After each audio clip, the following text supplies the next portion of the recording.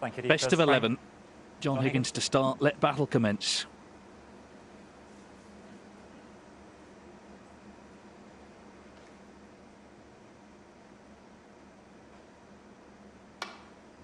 I thought they both played solidly this afternoon. I think probably both feel that they will need to be at their best here. A lot of respect between these two, as we heard in the interviews before the match began. And a lot of past matches to look back on, including, of course, a couple of World Finals.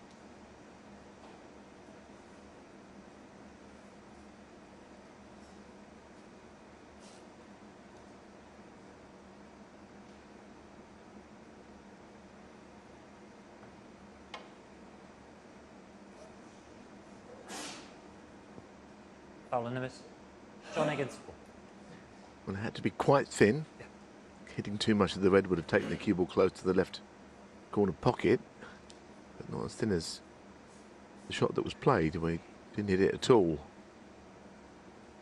I think these two, you know, it really is a question of who plays the better on the night, because they're very evenly matched. I wouldn't have a strong opinion who will win either way going into it.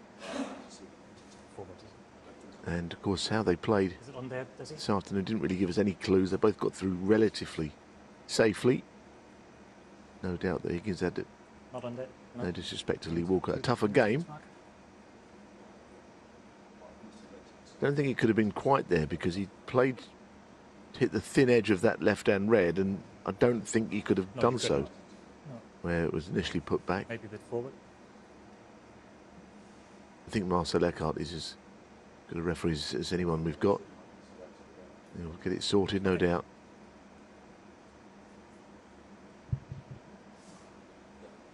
John, thanks.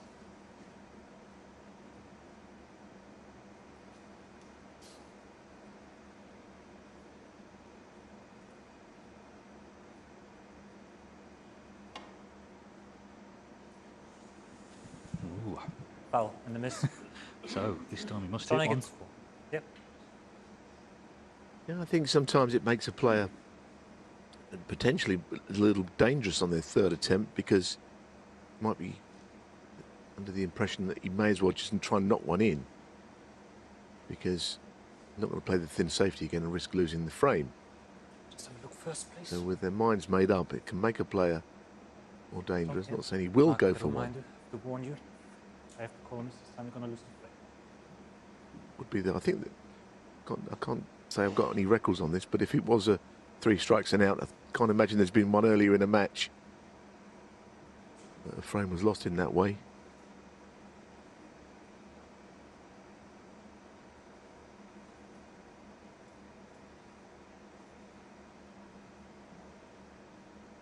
He may be thinking about the pot here.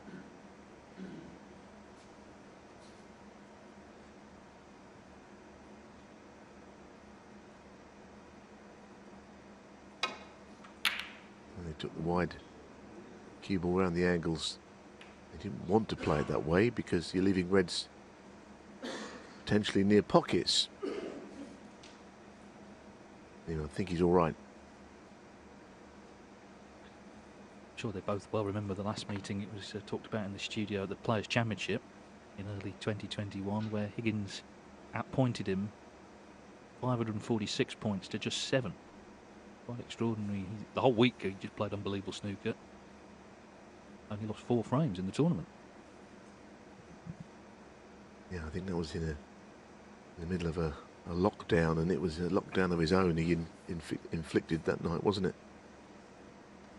Not only on Mark, but like you say, just about everybody all week.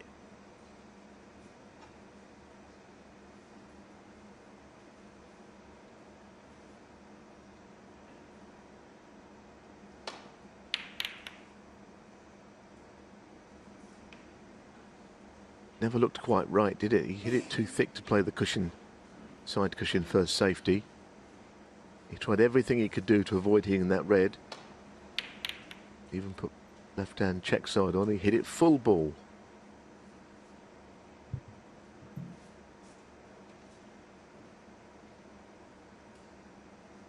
So Mark Selby, who was in trouble just a minute or so ago, now has a good scoring chance here. 1. Breaks of 82 and 88. this afternoon against Lee Walker.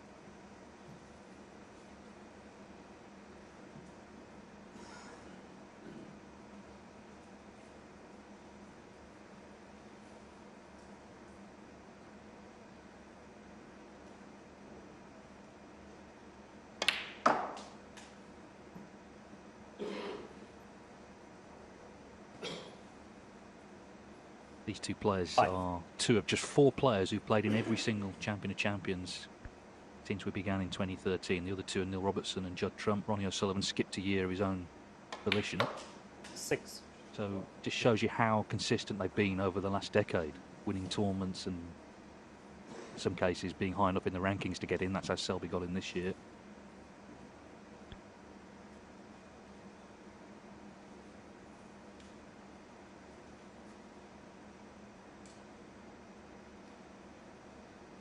Thing is, though, some of those years he qualified 3, 4, 5 times, didn't he? Winning various tournaments when he was really in the peak of his powers, winning a lot of tournaments in China in particular.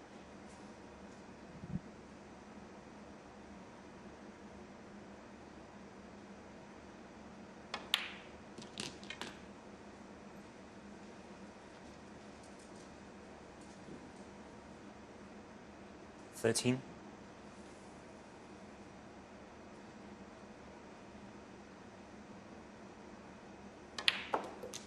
14.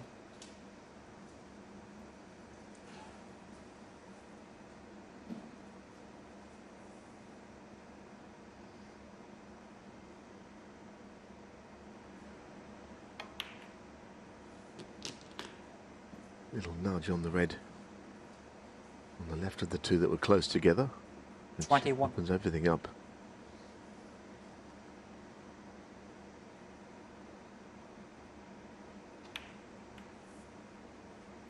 $22. Certainly the reds could hardly be placed any better.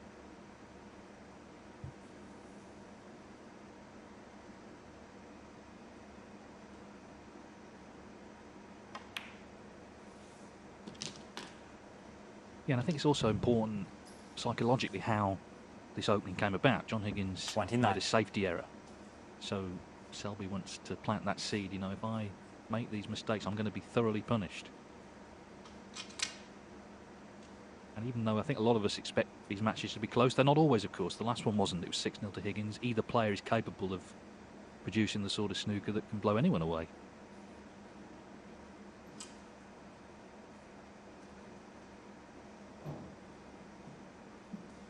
I think that's true, but you have to say that if any one of these two is to win very easily tonight, they'll have played well to do so. They're somewhere near the top of their game. This was the case last time, as you say. 30.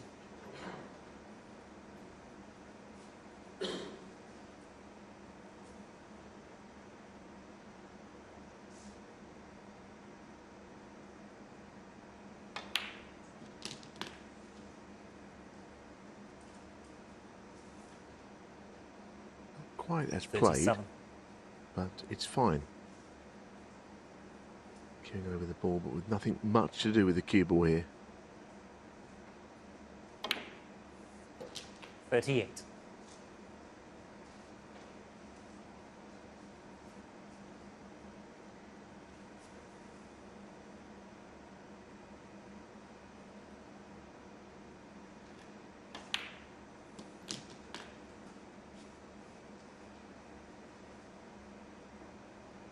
$45.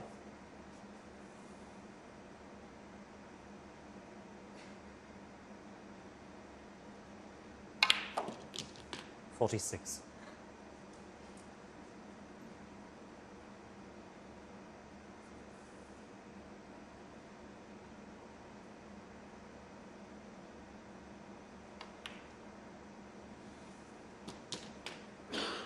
Nicely played. He could have played the little cannon on that red, but he thought just 50. hold the cue ball to where he has perfectly executed. 54.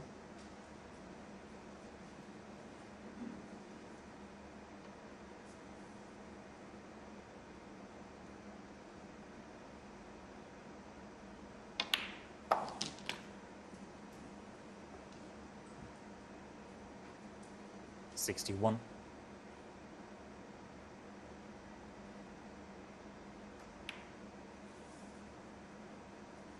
62.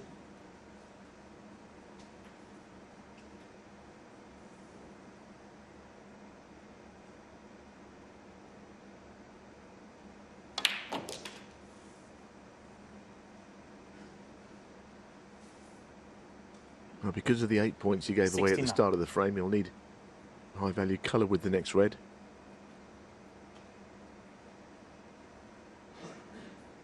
Yeah.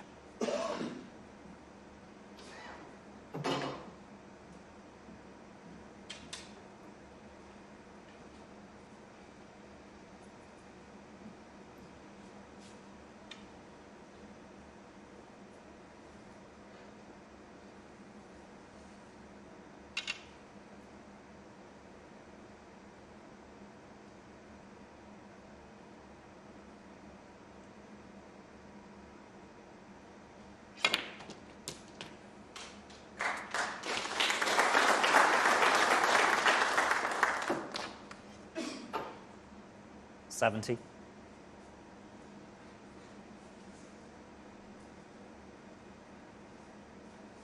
I guess pink offers better position, although it's more difficult, as you can see. Rolling the blue in would make the difference 67 with that, exactly that on. But you would fancy him to put a mid-range red after this next colour.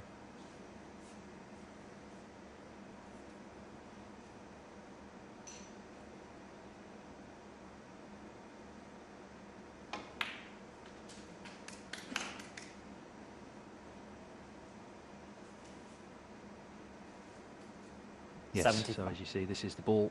That should secure the frame.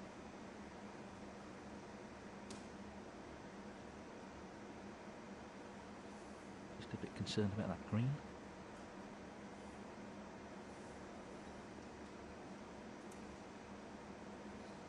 Yes, it's a missable shot now, isn't it? First time in the break you feel he could miss one.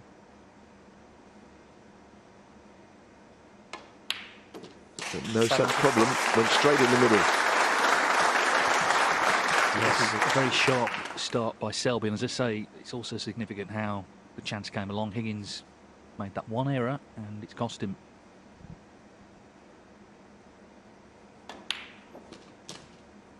Yeah, it's kind of like how he likes to play, Dave, isn't it? Just to force the error in safety and then 83. pounce. Well, exactly. I think with Selby, you feel every time you come to the table, it's sort of high stakes because he's such a tough competitor in all areas, including break building, as we're seeing here.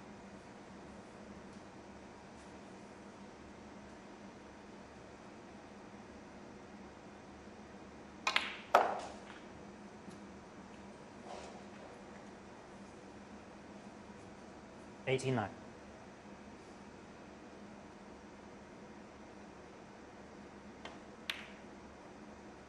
$90.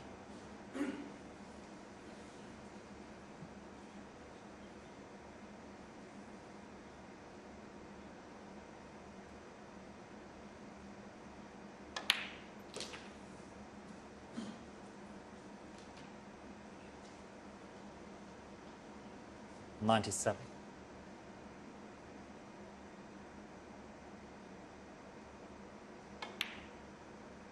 $98. So this match already delivering in frame one.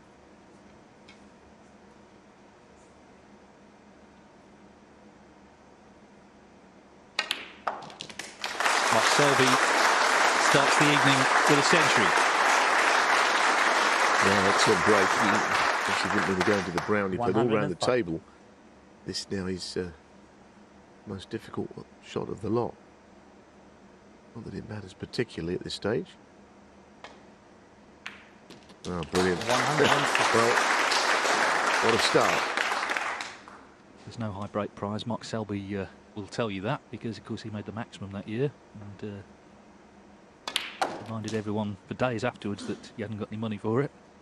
But in terms of how he's feeling here, what a break this has been, what a start, 113. and what a message he's sending to Joh Higgins that he's going to have to be at his best to stop him here. 115.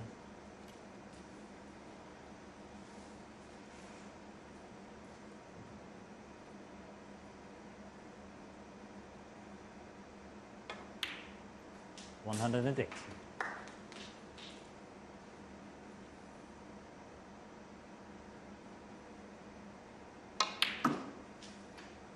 $122.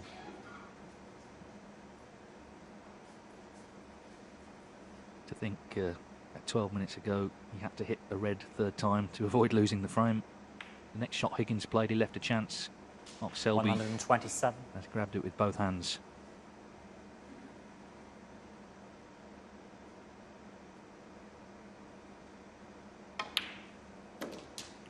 $133. So the black for a total clearance of 140 to launch the evening.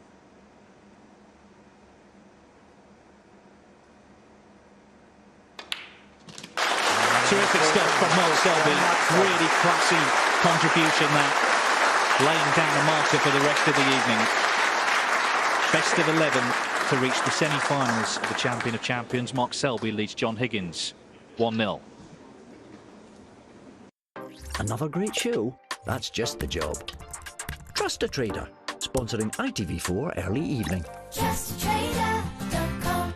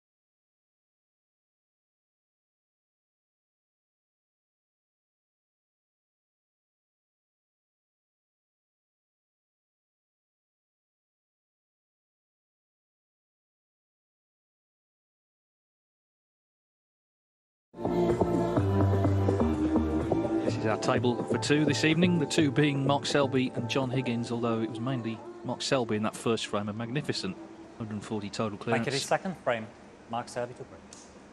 This is for a place in the semis at the weekend. Mark Selby's been twice a semi-finalist in this tournament. Of course, Joh Higgins is a previous winner.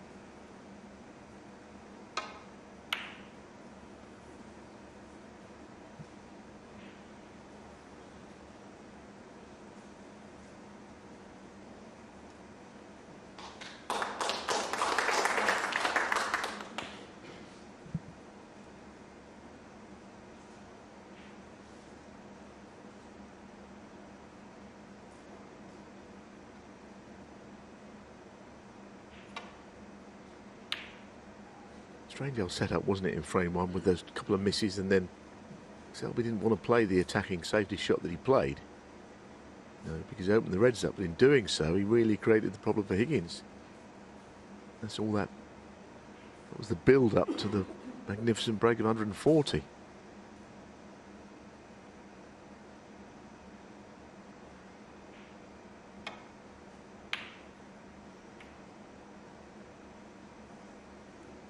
That'll do him. Didn't mean it.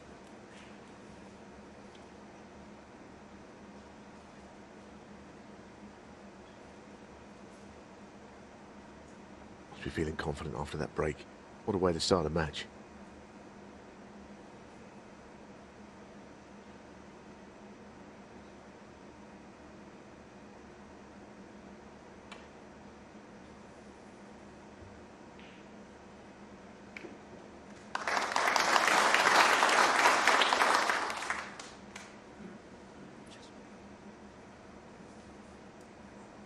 touching ball with this red.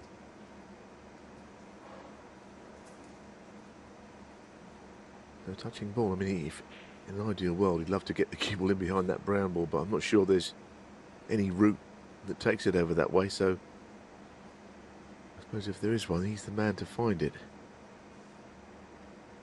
Maybe if he could go across the table twice, he could end up behind the brown ball, but it would take a good judge of pace and line.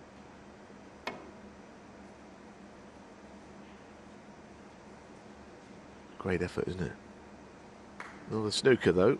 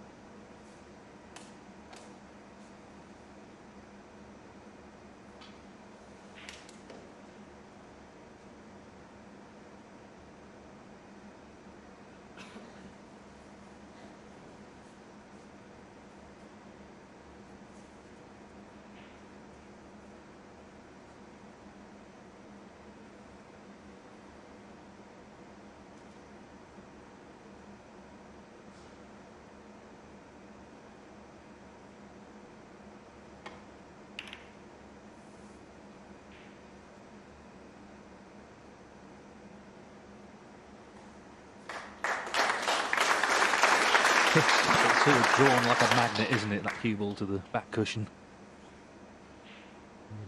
Nicely judged.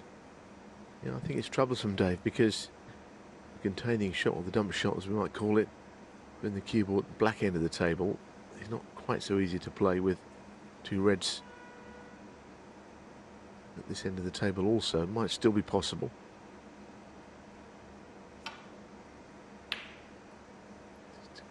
Got to make sure you get the cue ball just about where it is now.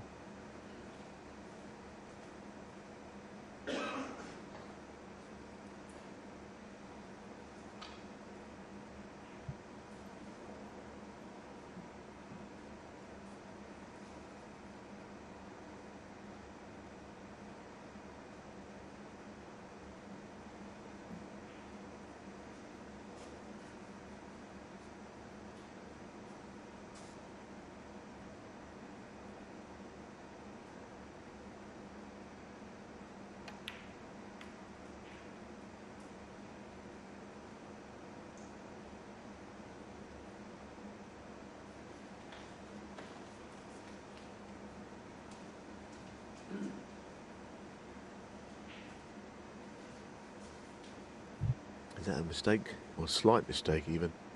So it'll be just enough of a gap to get through to this red to pot it. But it's not easy, goodness.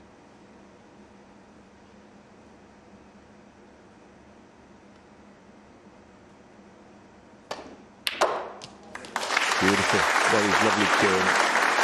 Especially given that he's had no table time at all. One. Hit it very sweetly. It wasn't the most natural angle to come back to Volk. A little straight.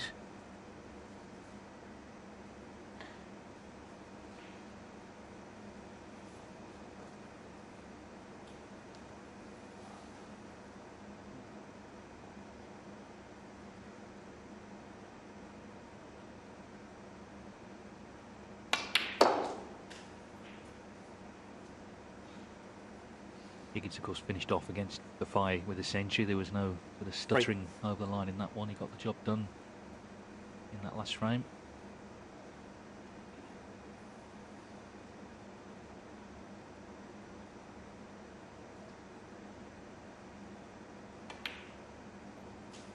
Four. Of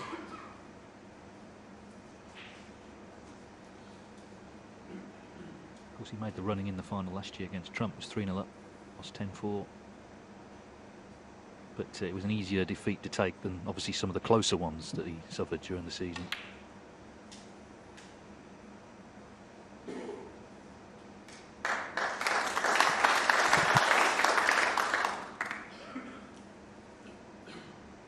11.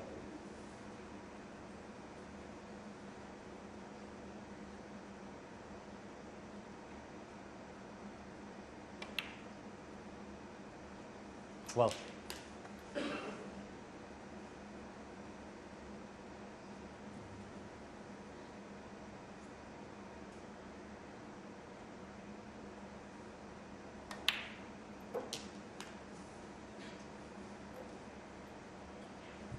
Yes, he didn't want to be straight on this red. 19. Just a little bit of an angle. Now, does he just stun it in off one cushion, or does he run it around off two? Yeah, I think he initially wanted to play the stun. Now he's playing around off two with a top spin. 20. I think that was a more natural shot than the previous he looked at.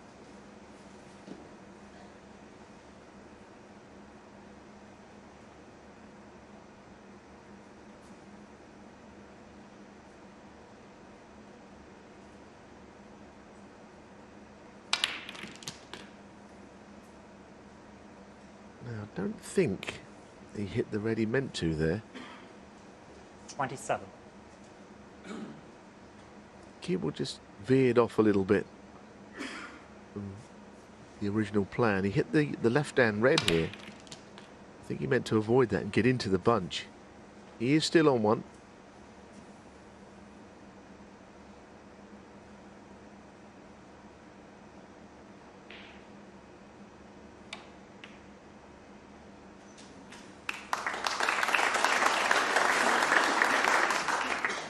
Twenty-eight.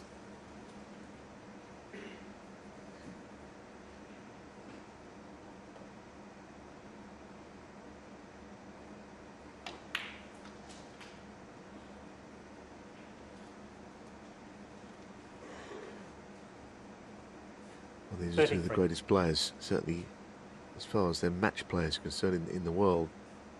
I have to say the table looks to be playing delightfully. They're just barely having to touch the ball to get the reactions. He's enjoying it from that frame one. But as far as consummate match play, well, this is as good as it gets, these two up against each other.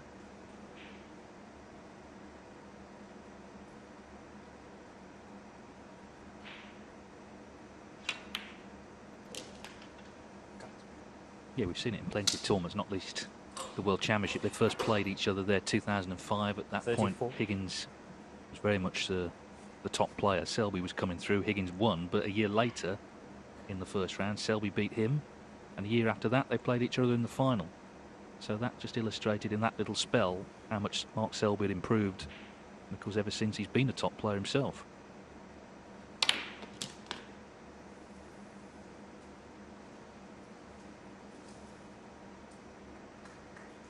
He's landed in a very good area there. Choice of two reds.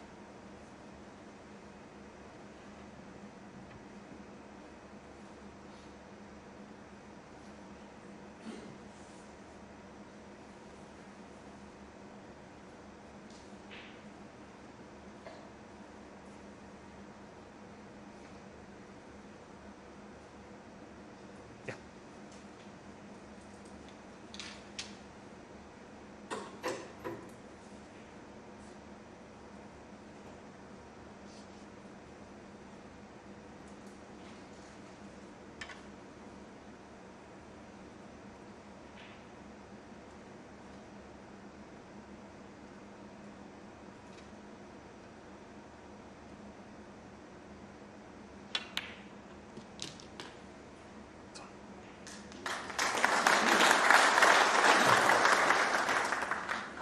Forty-two.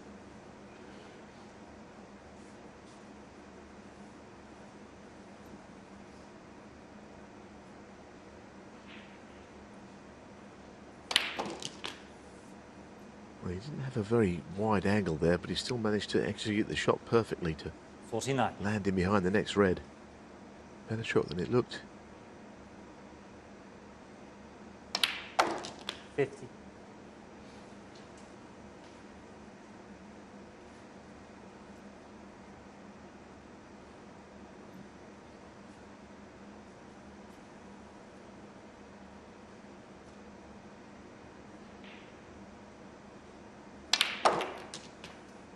Well, it was a calculated risk, thinking that he'd be on something, but he's on nothing.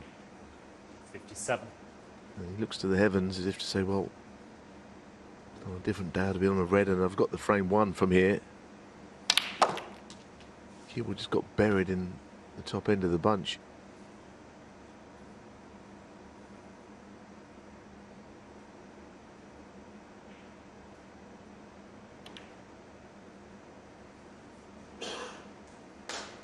Well, there's that match play you mentioned, pushing the red safe with a 57-point lead.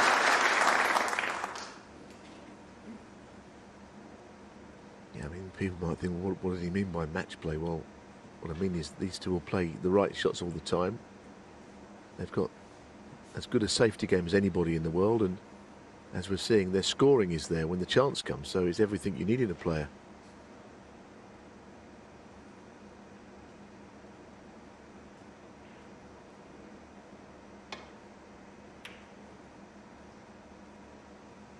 Well, that's the mistake. Now, is he going to be punished for it? Caught it much too thin.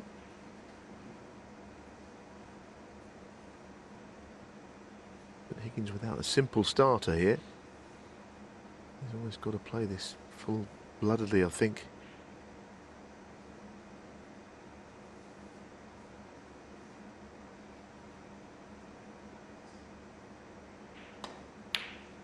One. Yeah, and that's exactly how he did play.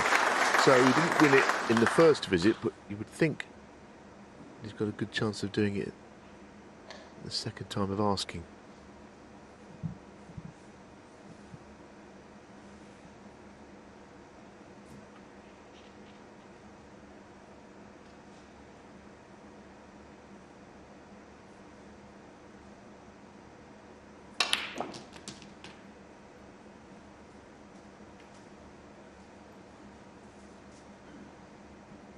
Eight.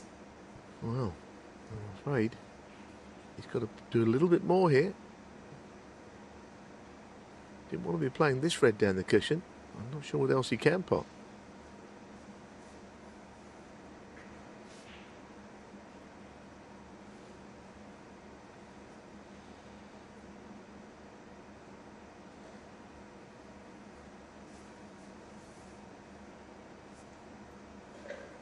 And the frame is still alive. Certainly if he doesn't go for the red down the cushion. There's a glimmer of hope for Selby.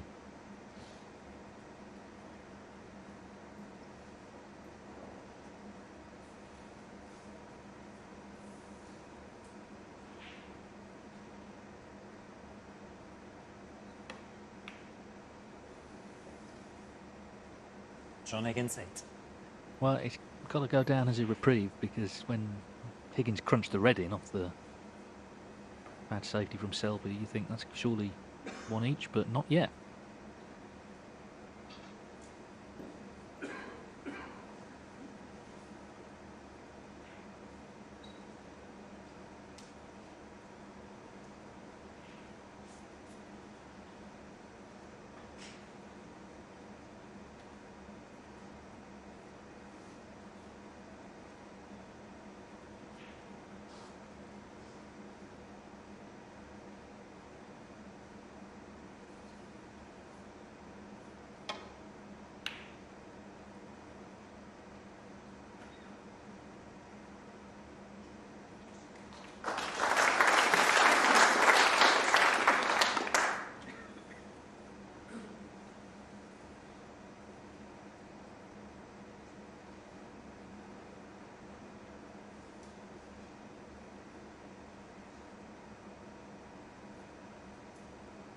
No easy safety shot here, though.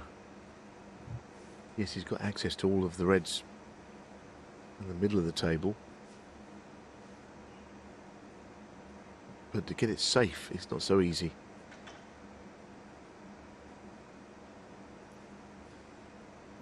Just might have a go at this left-hand red, leaving the cue ball over in the area where it is now. Certainly playing it anyway.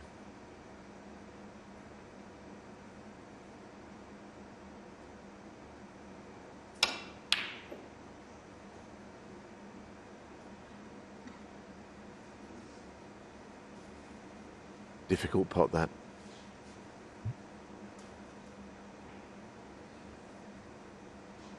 So, Selby with a chance here. Higgins put the red safe on the right side cushion earlier. Selby inadvertently nudged the brown actually onto the baulk cushion, but the frame should have been over by now.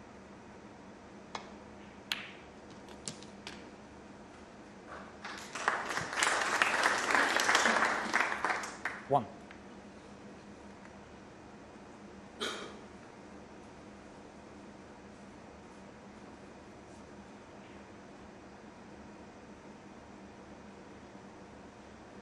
Looking at the scores, he could do with as high a value colour as he can muster here, because the points might come into play later on. He'd have to take high value colours with the remaining reds. I think the yellow is the one he wants to play, but just leaves him a little bit short on points.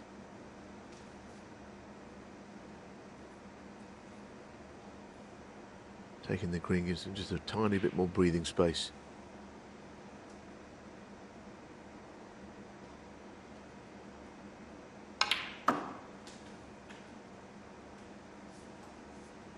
This would be a good lot, let's just say that. He's a long way off it yet. Winning the frame here is going to be really difficult.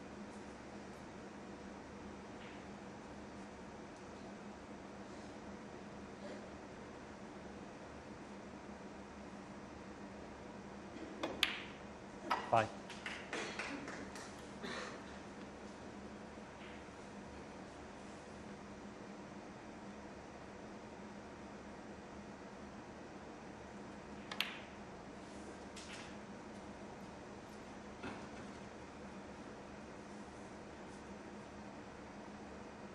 Eleven.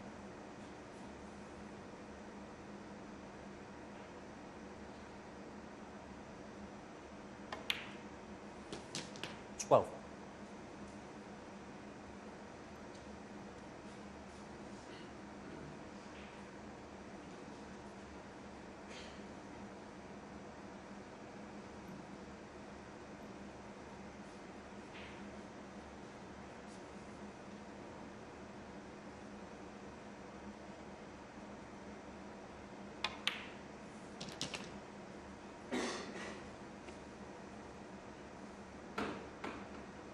19.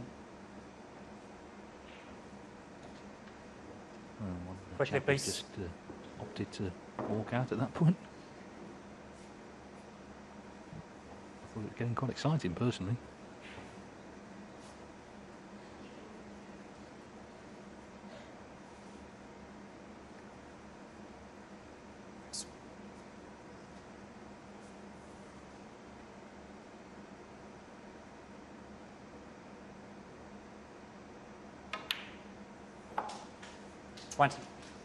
Well, this is where things get a little more awkward. Of course, Joh Higgins had this red down the cushion.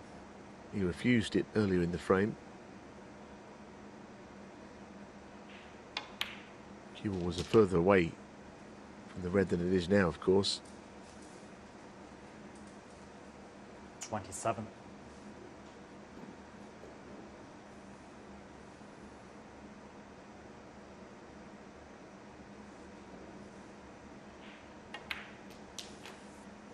28. Now, if he's fairly straight on this, the double has to be the way to get the red potted. There's no option to nudge the red into play here.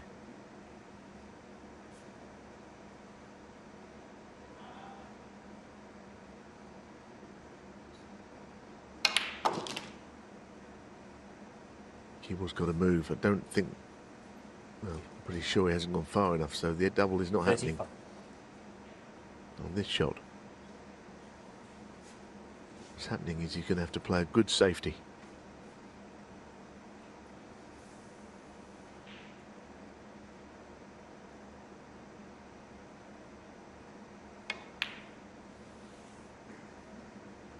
Mark Selby, 35.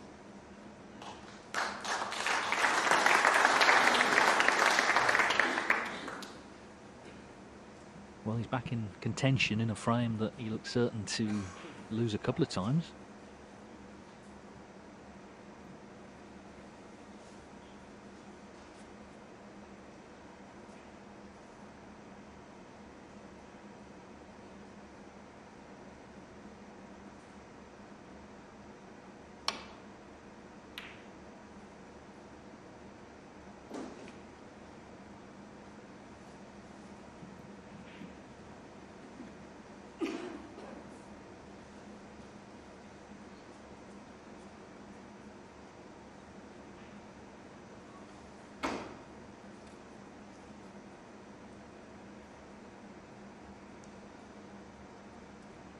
Ideally, he'd love to get the brown in play here, but can't risk doing so and leaving the red on.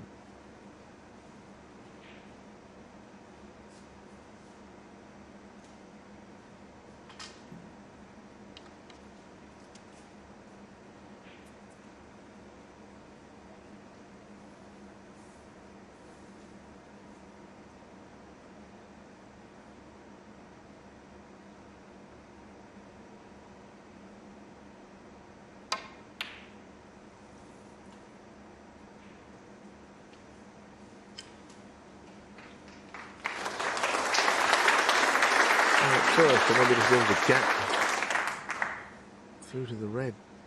Well, there is a gap, but what can you do with it?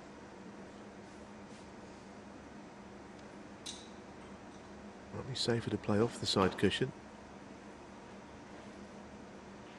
He's realised that he can get through to it, but not to see an edge.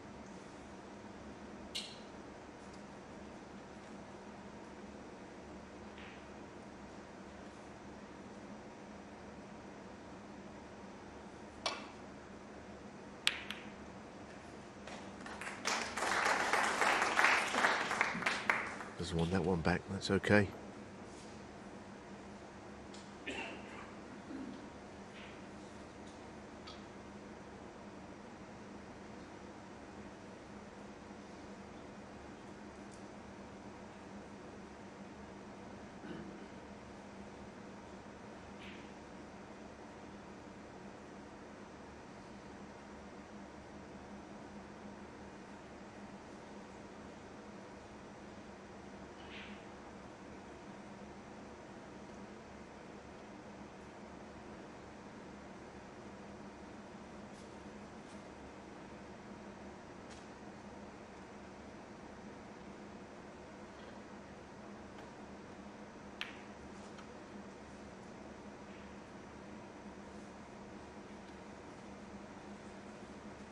So he's almost forcing Joh Higgins to try and get the brown in play, which obviously that's his saviour where it is with his lead of 30 points.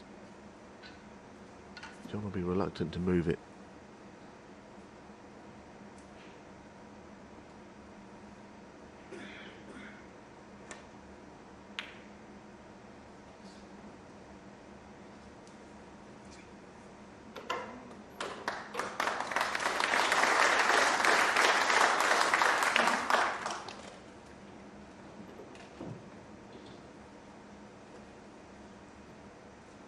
We saw the great total clearance in frame one. This is the other side of the coin, the tactical battle. He's acknowledged that last shot from Higgins a number of times now, wrapping his knuckle on the rail of the table.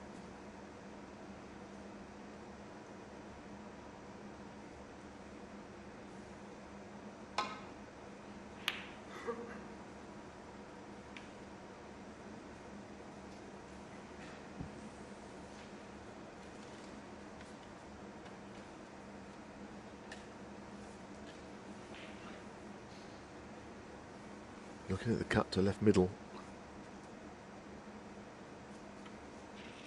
Certainly give it some consideration anyway.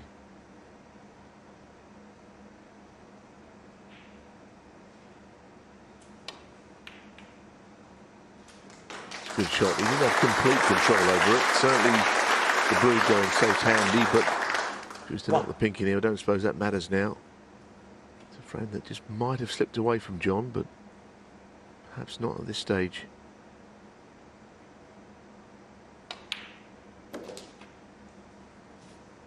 Well, he was certainly made to earn it. That keyboard just runs on a bit. 7. 3 snookers required.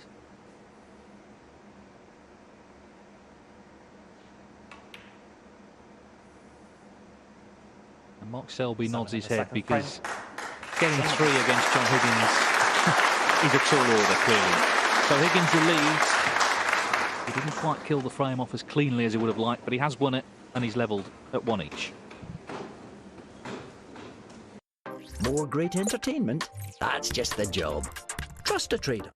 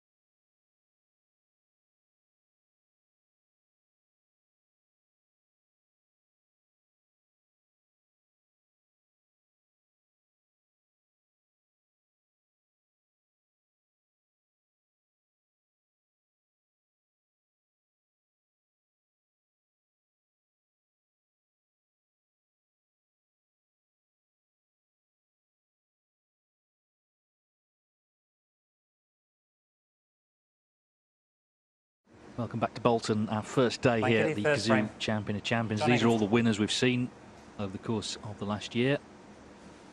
And Joh Higgins and Mark Selby already involved in some duel here, one each, playing for a place in the semi-finals.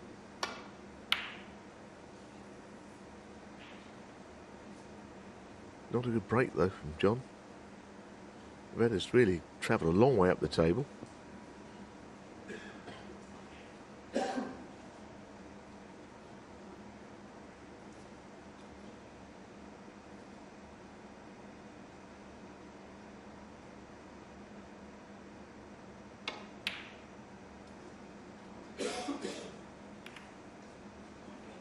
Well, he's got away with it, hasn't he? He sat down looking a bit concerned, actually, Higgins.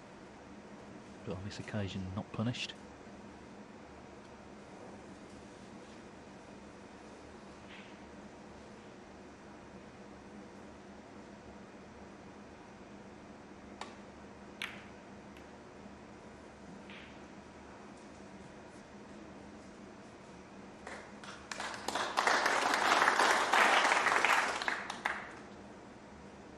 High standard so far. There's the pot success, 98% to Selby, 95% to Higgins.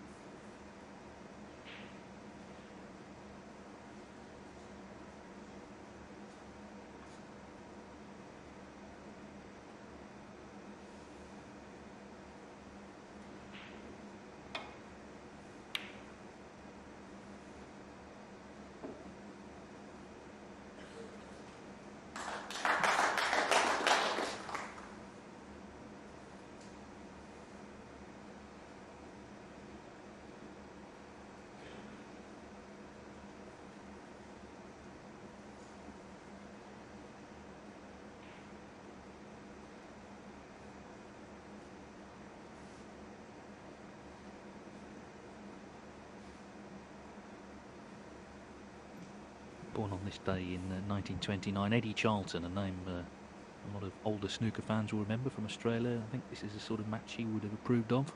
Some of the skills on show.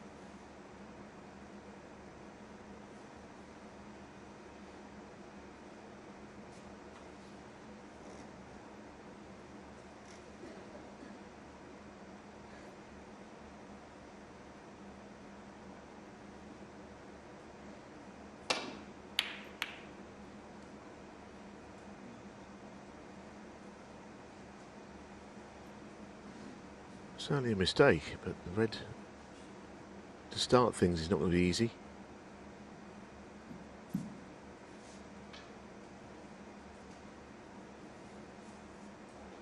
Bit of a test of his cueing, this one. Playing with a degree of pace, not loads, but some.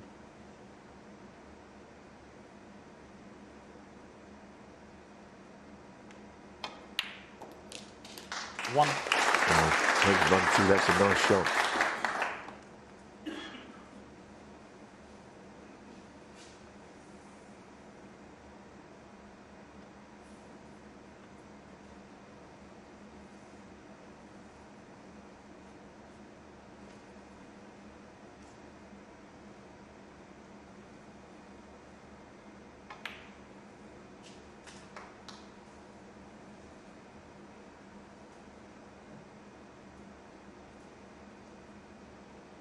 Six.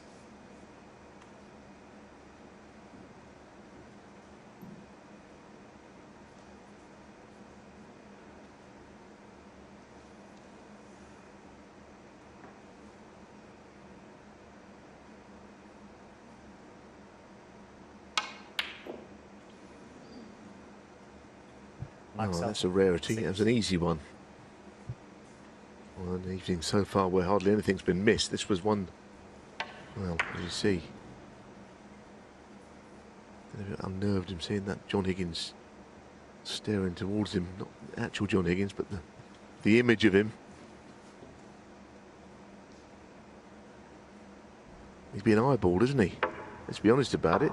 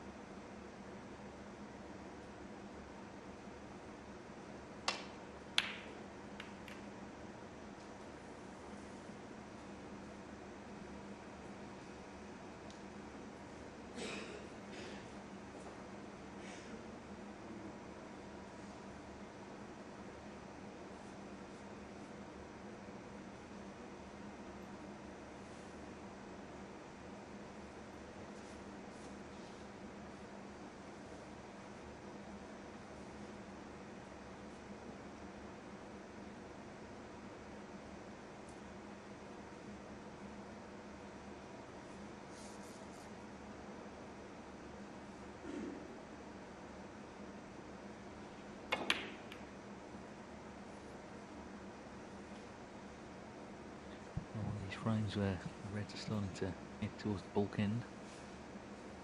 And maybe that they're spread far and wide for an eventual big break. Thing is here, if John hasn't got a shot, an attacking shot, he can always drop into the reds. Not the sort of shot you'd want to play. They've kind of done that, albeit by pushing one onto a cushion. Not ruling out this ends in a re-rack, but it's too early, I guess, to say at this stage. They've always got the backup shot to drop into the bunch.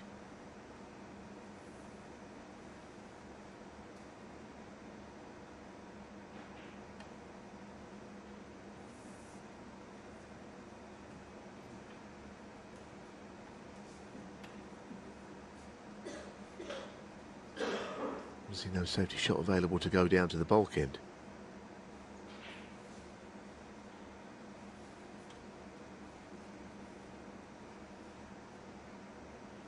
It's like the default setting, just drop into them perhaps.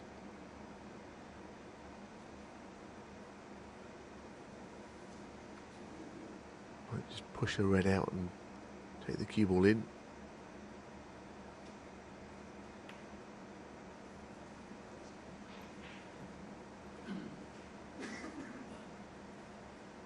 Touching ball.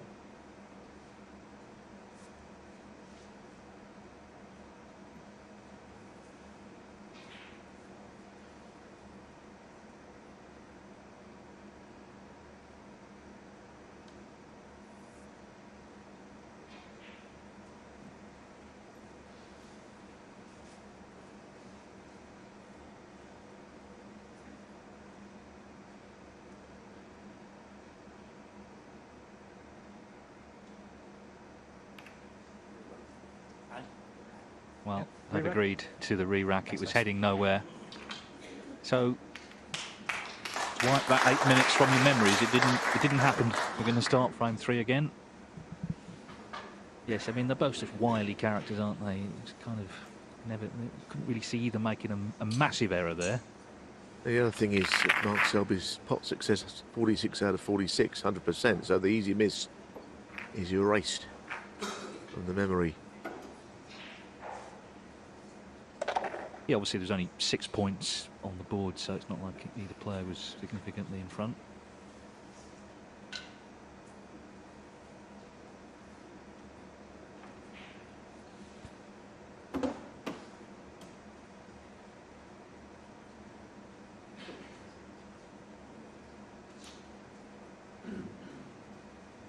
So once again, frame 3 gets underway, and Higgins will want to play a better break-off shot than he did the first time, because that could have been very costly. Did leave that red to the right middle, which Selby didn't pot.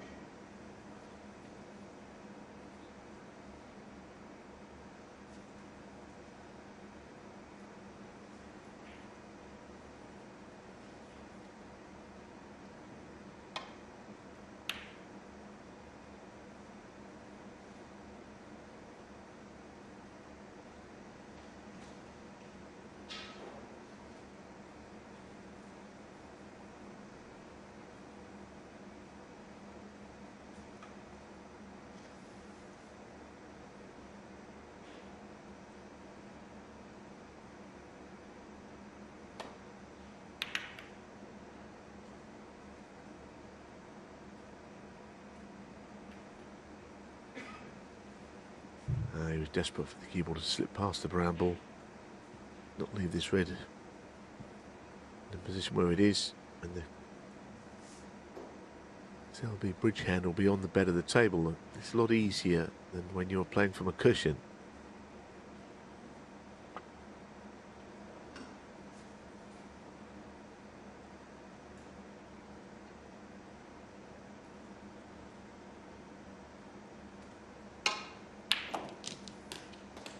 1. That is a lovely shot because you have to zip the cue ball through the gap between the two reds on the black. You got the cue ball to really fizz there. Seeing this again, there you see it. Takes a lot of spin at that sort of distance to play that shot.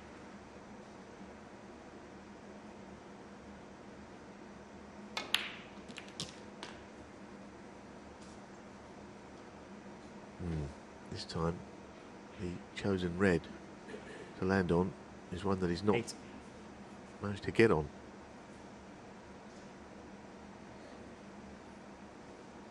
So, it had promise, but I think he'll be playing safe here. Up behind the yellow and brown ball.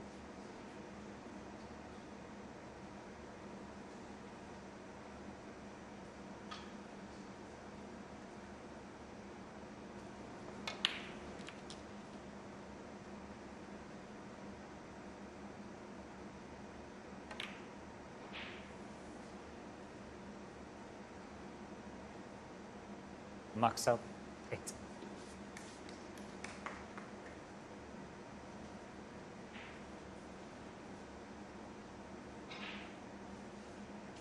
Another little tap, this time from Higgins, just appreciating that last shot. And also Selby just accepting that he wasn't on one, looking to put Higgins in trouble.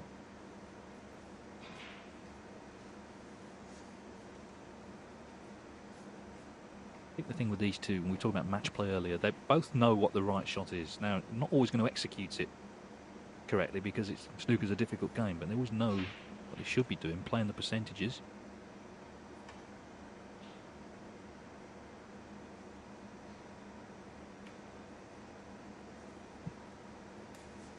Well, that's right, isn't it? I mean, a lot of thought goes into every shot. I mean, you see players of a lesser standard who just play safe and just playing people down the other end of the table. They're not main tour players. Every shot has got to be taken seriously, whether it's a pot, safety shot, something tactical. Because at this level, you're looking for any kind of an edge you can get. Even here, this safety shot. Many an amateur player would have just already played it up the table now. He's looking at the most difficult place to land the cue ball that he can find. I think initially somewhere where he was standing in behind the green would be an ideal spot, but on the cushion.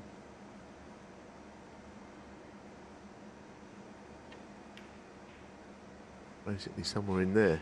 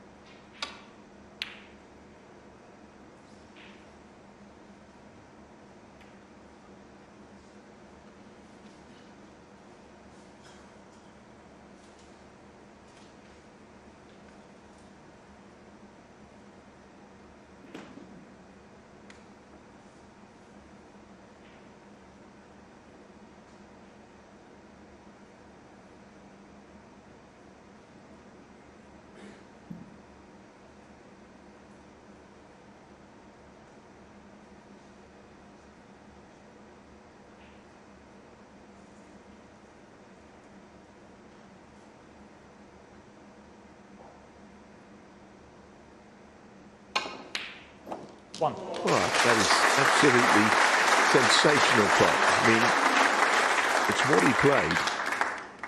Goodness me. You won't see a better one. You might see one as good, but not better. And the next shot is going to be the complete contrast. Rambo. Tickle in behind the brown. Max Selby 1. This was some pot, Dave, that he's knocked in here, wasn't it? Goodness me. It certainly was. First, I think, authentic hot shot contender we've seen. It's given him full control of the table now because he's laid the snooker. Reds fanned into the open, a bit of trouble for Higgins.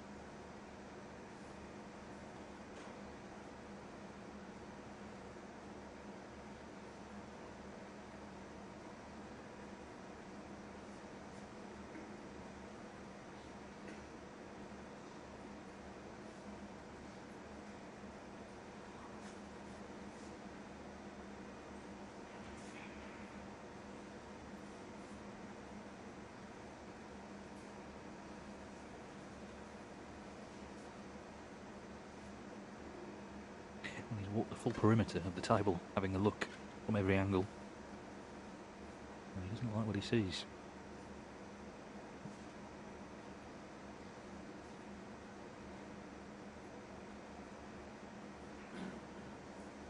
It looks as if he's trying to sneak the cue ball in between a couple of reds here.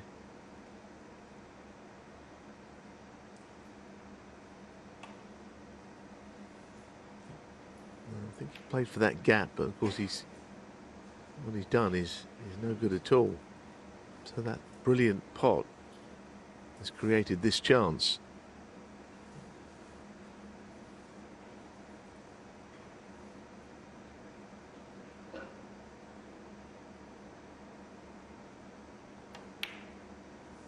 One.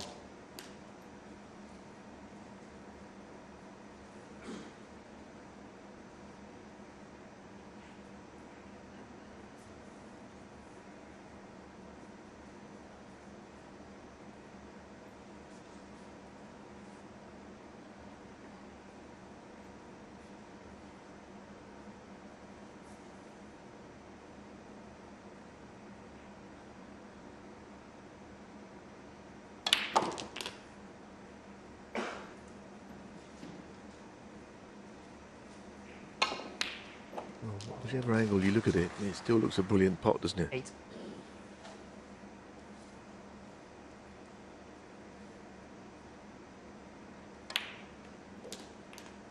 Nine.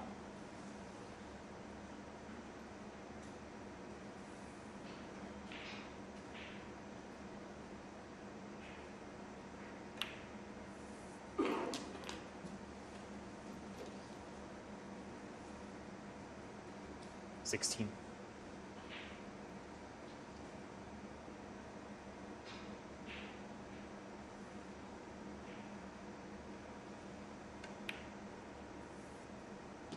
17.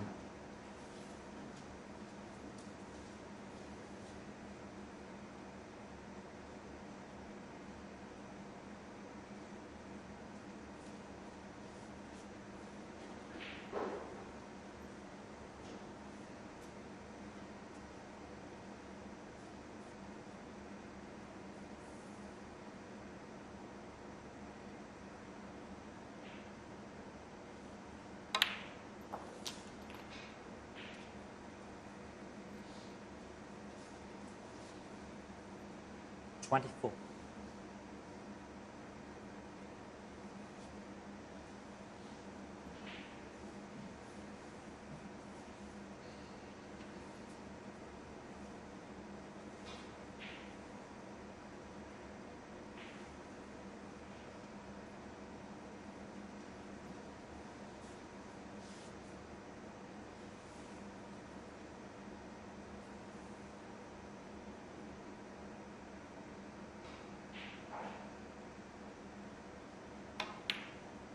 $25.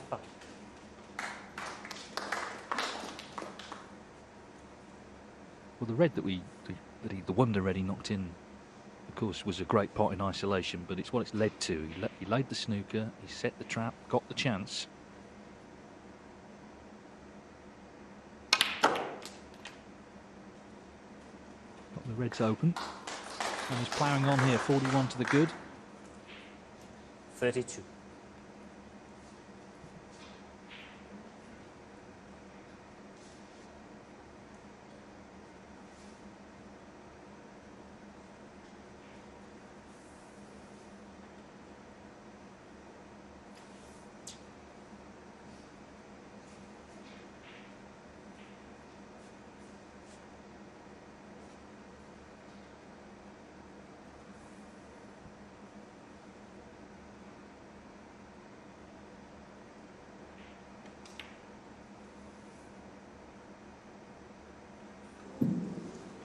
Mark Selby.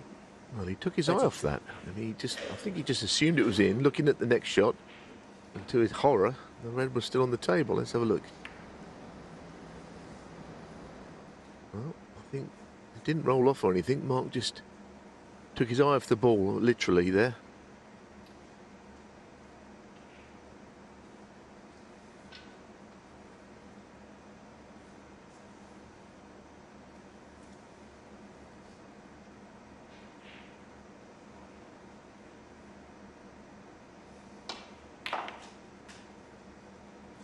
1. Well, that'll annoy him because it was just an opening that he never expected to get. I mean, he knew he'd hit the pink, but he couldn't really be sure of anything else after that.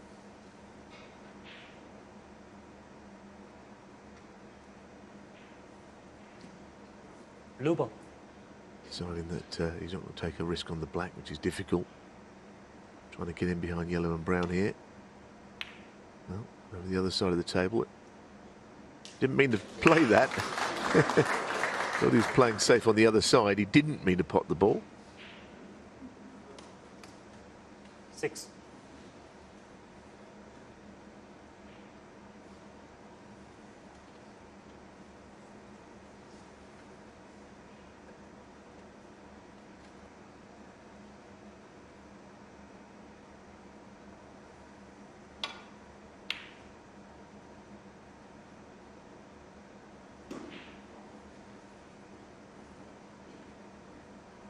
Joh Higgins 6. So the slight lapse from Mark Selby with that red to the middle hasn't really cost him too badly. He's got a slightly ticklish safety shot to play here.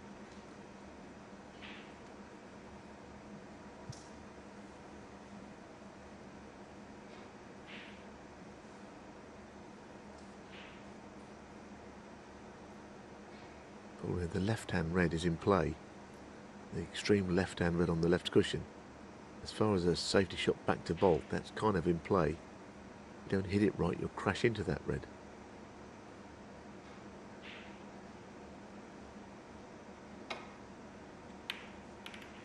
That's exactly what he's done. That's quite a bad mistake. I thought he would avoid it, but we knew it was a possibility to hit that one.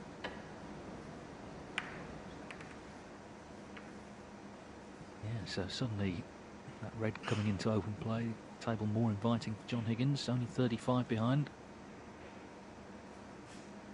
Yes, Dave, it's really inviting. Look at where the balls are spread now.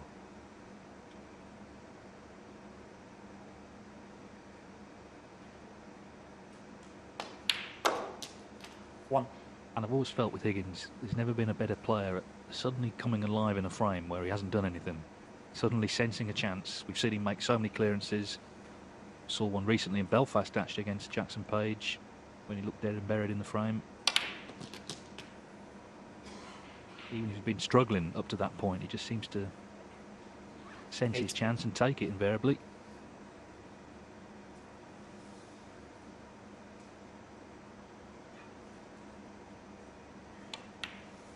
Yes, it's true. It's almost like you can put all the noise of what's happened in the frame previously behind him by just clearing up until there's no balls left on the table.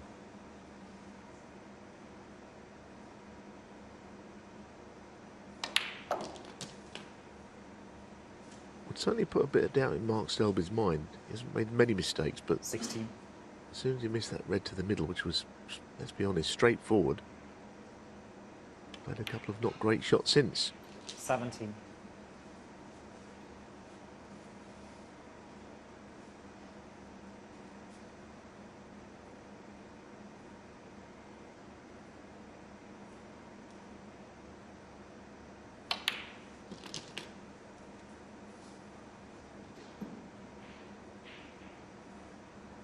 $24.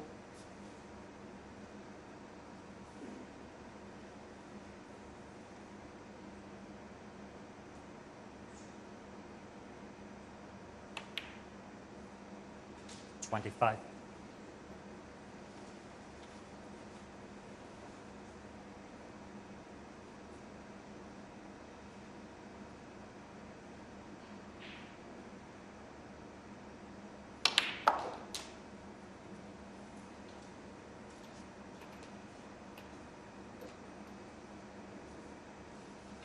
32.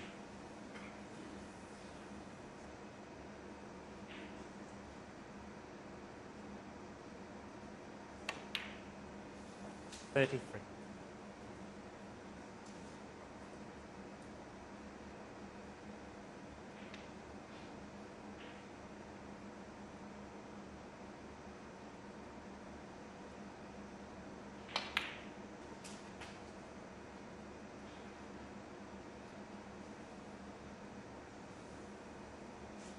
Well, 38. it's come slightly in between here. He's on the road to the middle, yes, but not as straight as he would like. The cue ball kind of heading in general direction of the black ball over that side anyway.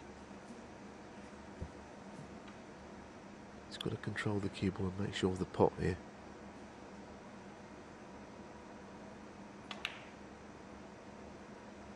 Well, that's 39. very well done.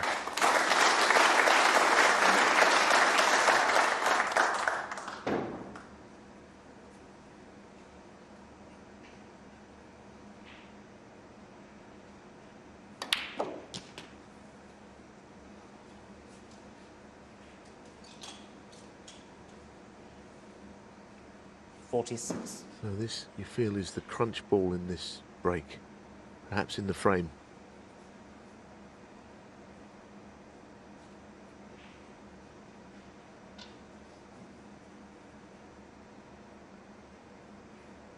And you can see he's not got much of an angle on it. That's all he could 47. do.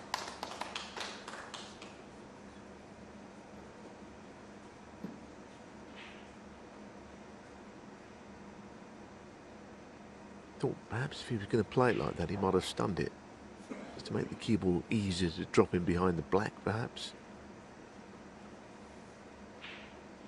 But as you saw, the angle was just non-existent to get on a colour.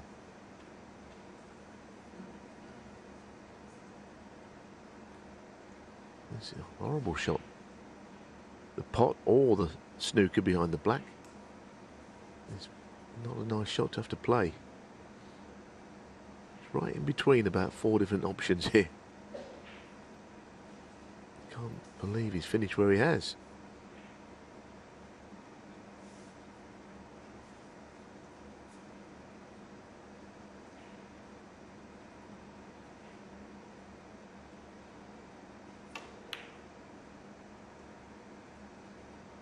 Trying to get any sort of a cover. Joh He's Higgins, used the black as 47. well. It's clever stuff, that. Still second prize from winning the frame at the visit. A good shot to finish, I suppose.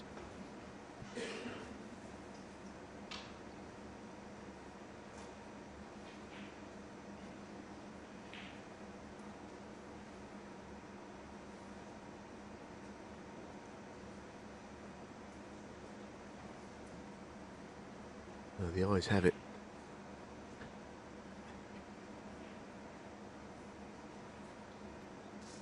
Bit spooky, isn't it? Then again, it is Halloween, I suppose. Just the slight chance of going in off this into the top left pocket when he hits it off the cushion. Not unnatural, but it could happen. Not the way he played it, though.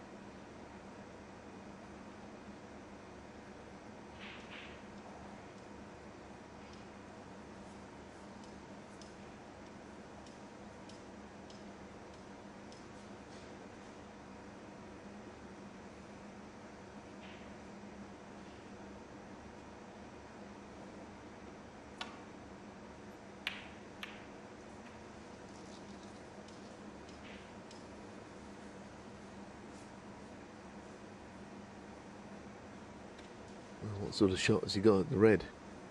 The only mistake from Higgins there.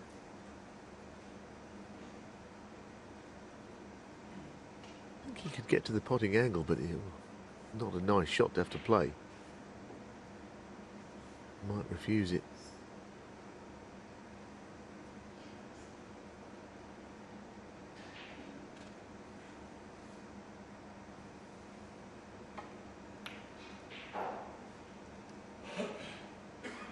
I think there's one big safety shot here from either player, which will get their opponent in all kinds of trouble and effectively will win the frame. And the way that the colours are in the bulk end suggests snooker is very gettable here.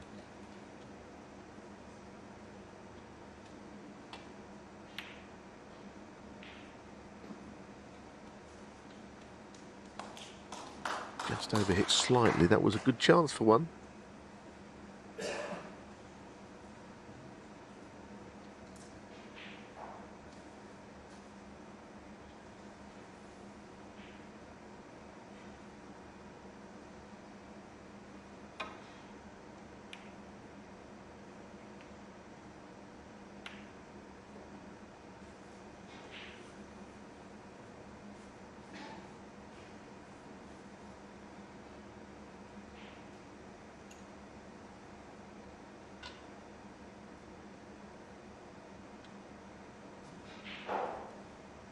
I suspect he'll be playing the safety shot here, I've got a feeling.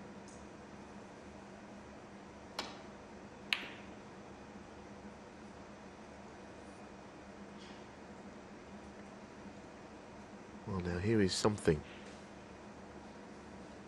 for Selby to go at. It's not a natural shot to nothing angle. It's a little bit sort of a thickish contact for that.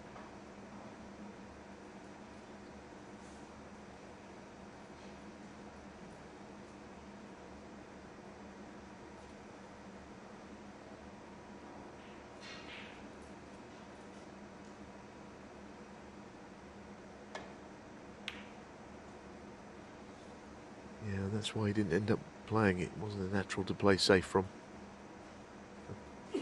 Real battle this frame.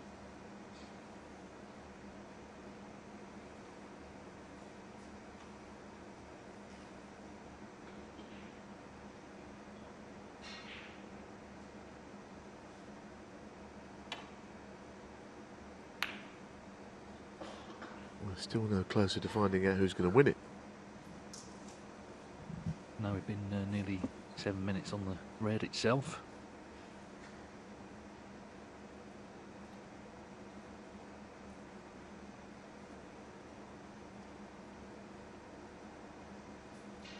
So much respect they have for one another, wariness of one another's abilities.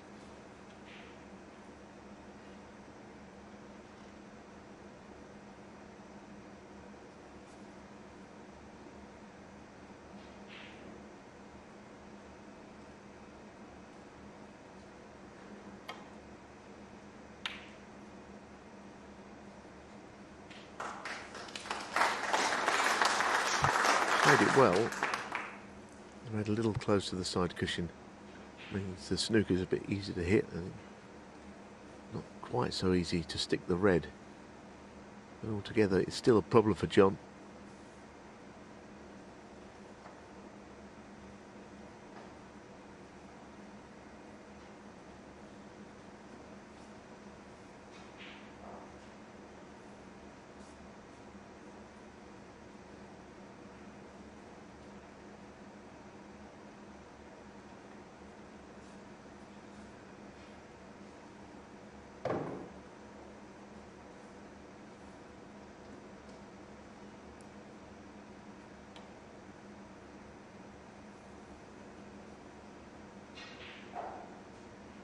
Foul, Nimbus. Mark Selby. Yeah. Very close, but back we go.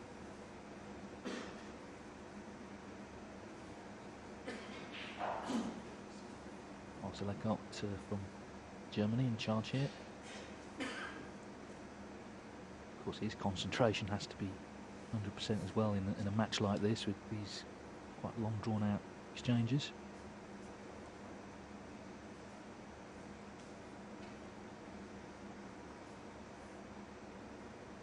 Yeah. Thanks, guys.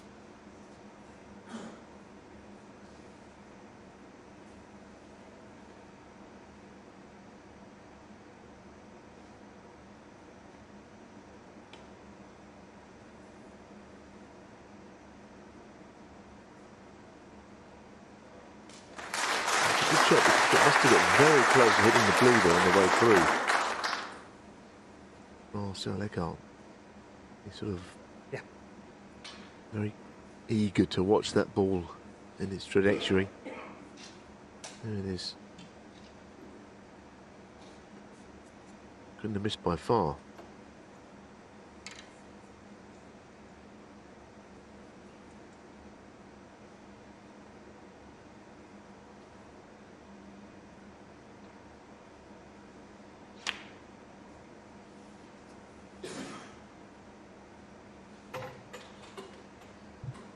Well, no sign of any resolution yet to this frame. 28.5 minutes, but of course we had 8 minutes before that, before we had a re-rack. Doesn't count in the official frame time.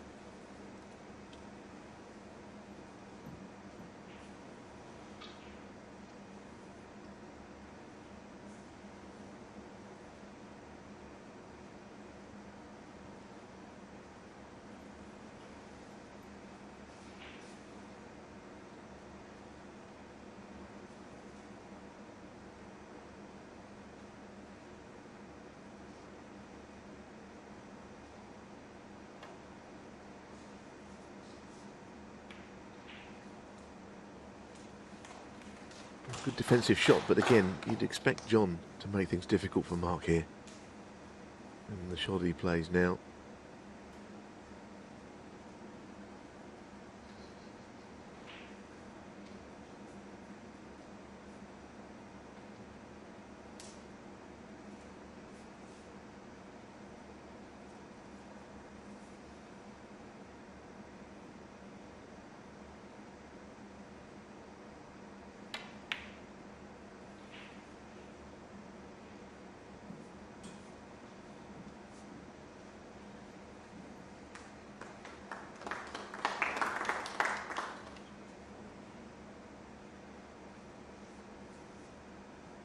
Pretty relentless stuff, isn't it?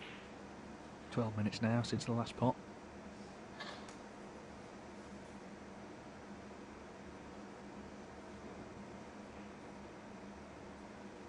Feels like a big moment for Selby, though. He's got to obviously not leave the red on and spot a bother here. Problem is, of course, if he was to miss the red and the free ball looks a certainty, at least if he swerves into the red, at least he stops that happening. I would expect him to hit it, don't get me wrong, but if he was to miss the red top side, it's a free ball all day long.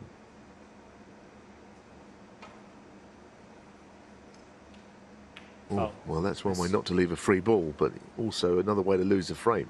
Joh Higgins fine. What a chance for John. Yeah, it looked like trouble for the reasons we explained, and Higgins now hoping to capitalise. 13 in front as he comes to the table.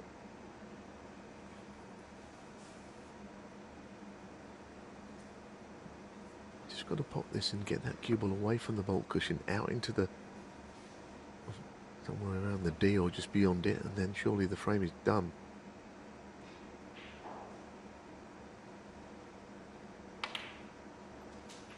One. Should be okay.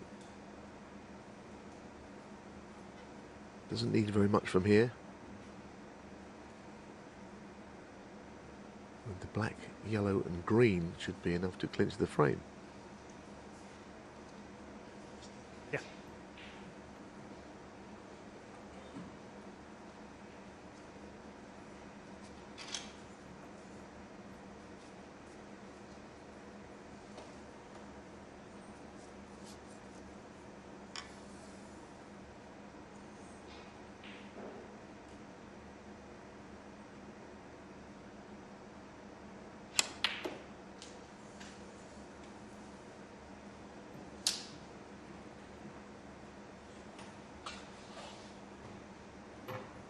Well, we saw a proper battle in this frame, tactical duel. It's been won by Joh Higgins. He forced the opening, and he's a couple of balls away here from going 2-1 in front.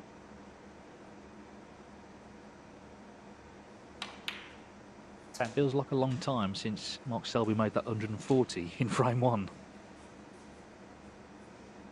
Yeah, and also a little while since he missed that red to the right middle in this frame, which he thought was in. He was walking around for his next shot. And that ultimately is the reason all this has happened. He was looking as if he would go on and make a few from there. I want to say how many, but been on the back foot in the frame ever since that mistake. Yes, a tale of two reds for Selby. The wonder red he knocked in, and then a much easier one that he missed to the middle.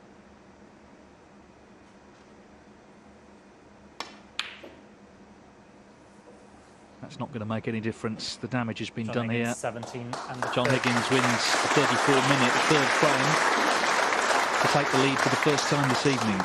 A real battle here. Higgins leads Selby 2-1. Another great show? That's a big tick from me. Trust a Trader, sponsoring ITV4 Early Evening. TrustATrader.com.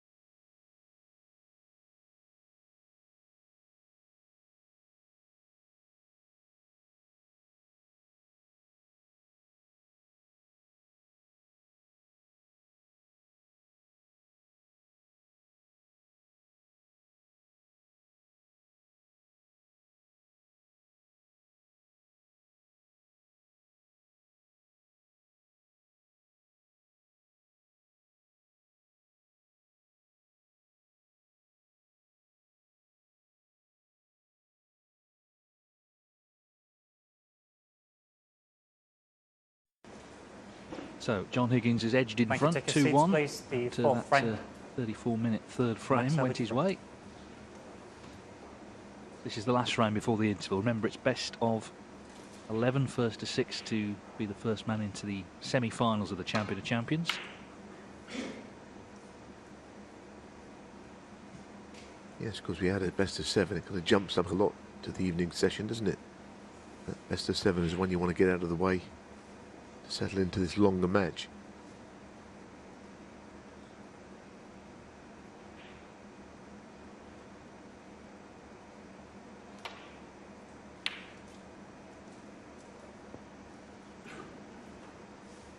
A lot of snooker in this match, clearly still to be played. It's almost, you think about it, you know there's going to be good snooker, but it's almost defined by the odd mistake more so than the good stuff.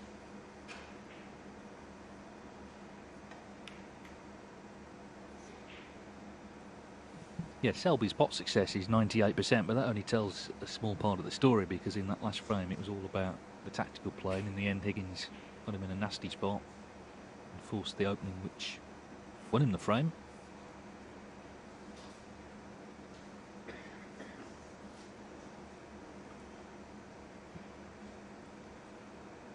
Just trying to bury the cue ball here, I think. In the bottom of the bunch, take no risks. Yeah, he just seemed to have this game right from the start, Higgins, when he turned pro.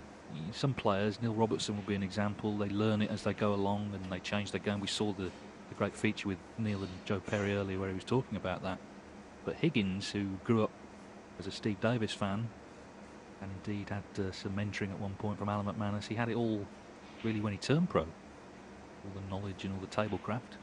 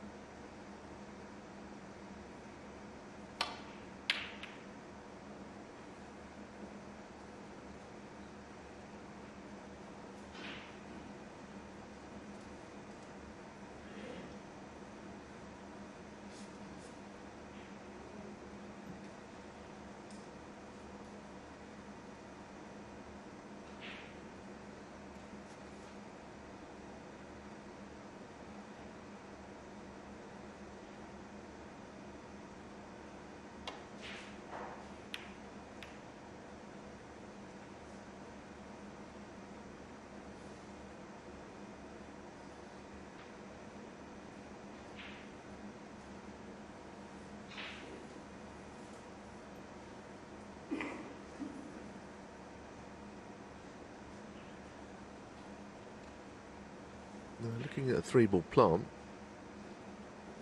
it did appear it was quite favourable looking in the way that the first red hits the second one.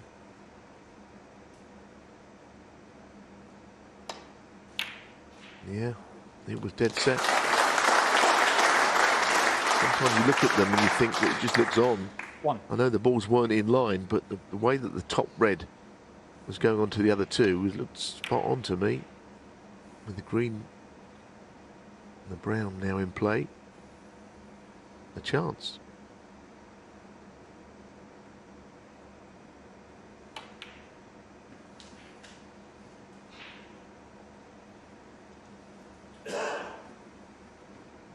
Five.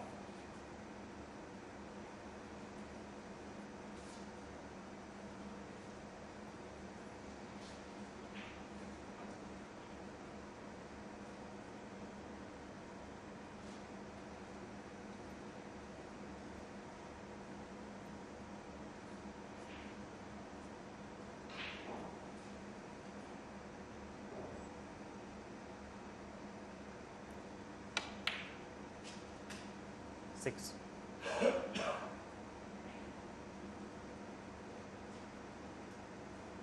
It's not an ideal shot that he's played. He's a little straight on the green. I almost wanted the cue ball to the baulk cushion there to leave an angle naturally for the green down for a red. Have to use a bit of force on this. Now, from there.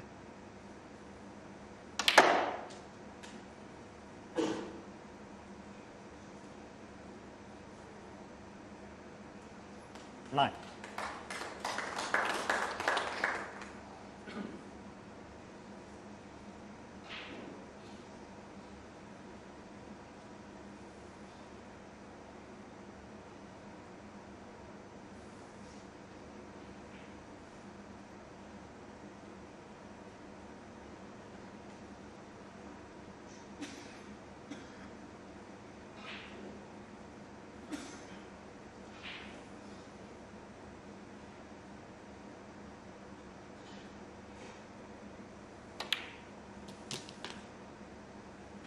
Ten.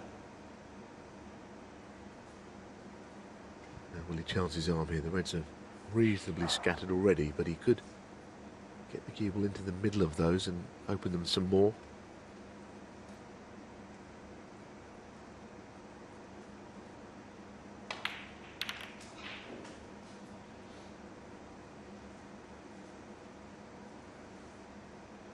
Fifteen.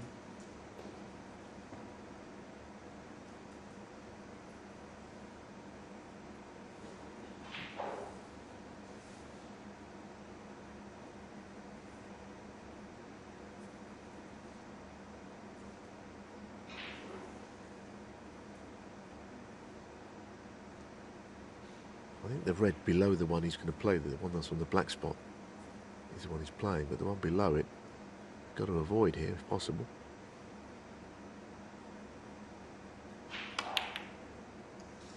Yeah, you've concentration was divided between the pot, Joh Higgins, position, 15. and the other red.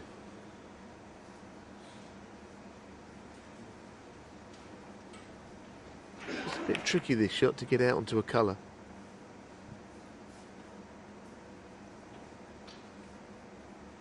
And there you see Mark Selby, half an hour since he's polished a ball.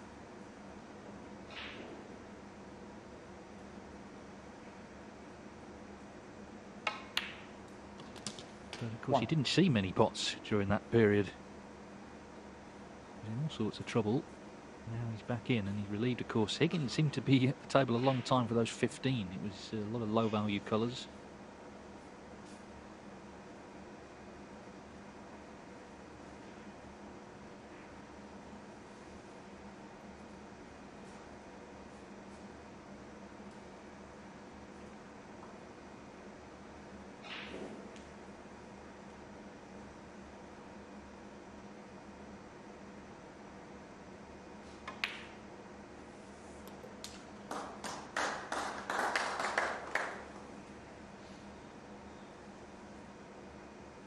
Six.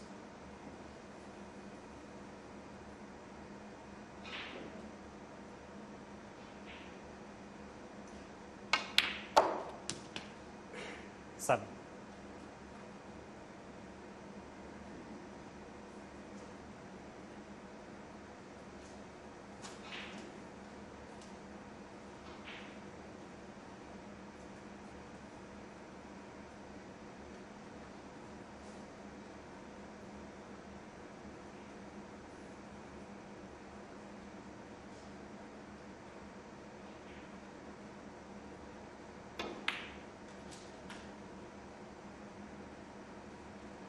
That's a well played shot to get on that red. 12.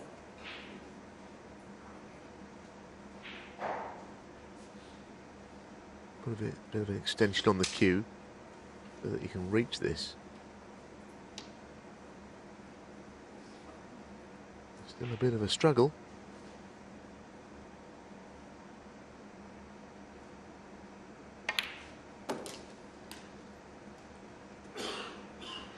Thirteen.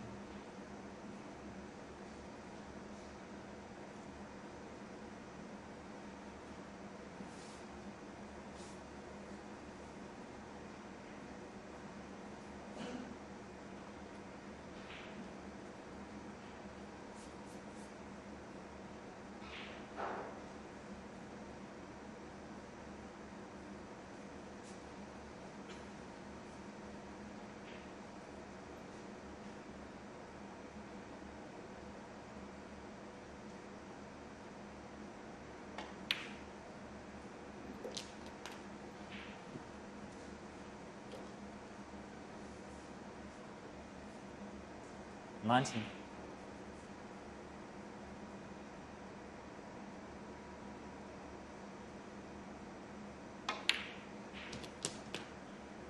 Twenty.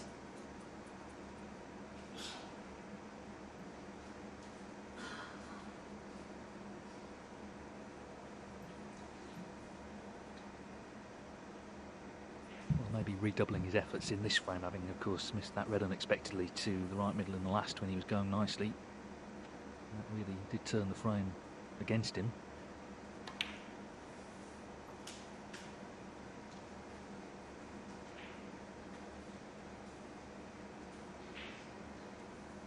26.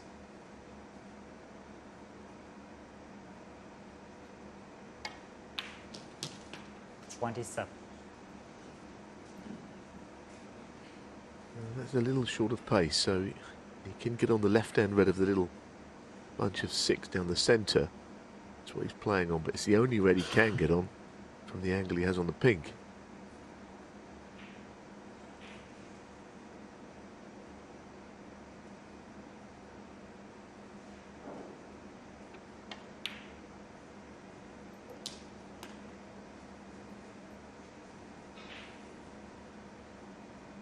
$33.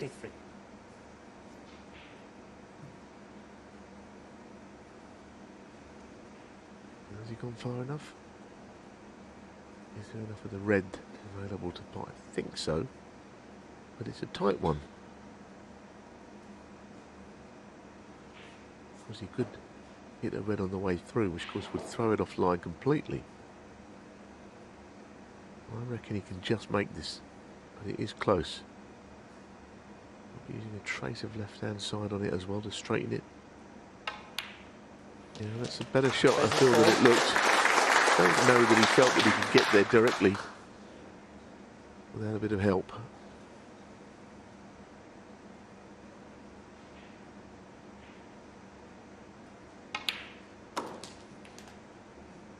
Tough break because the black's not been in the frame and is not likely to be in the frame anytime soon where it is.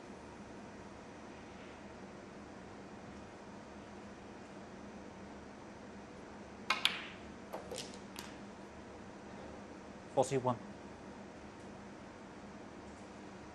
Which red comes next is the problem. It's not easy to see how he can land on one because he's on the pink quite straight.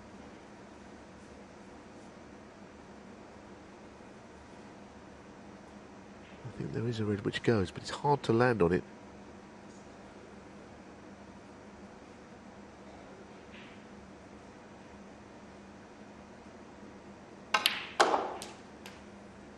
Good effort this. Very good. That's an excellent shot. Nudging one red out and being on the other one. 47.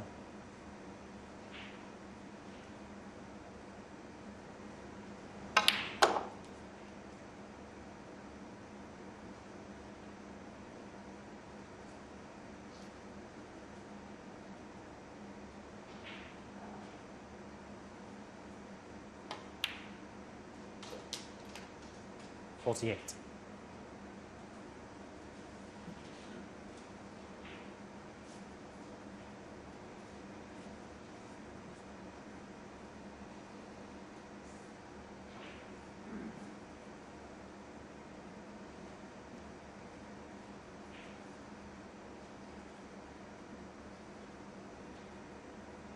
I think the bottom red of the three will pop to the right corner from the left side.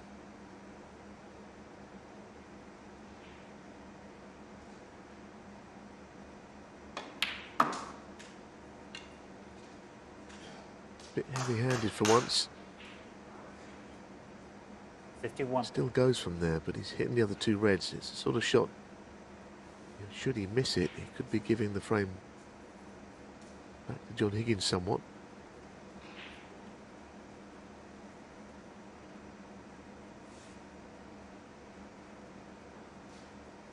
Cue ball's meant to be further up the table, straighter on this red.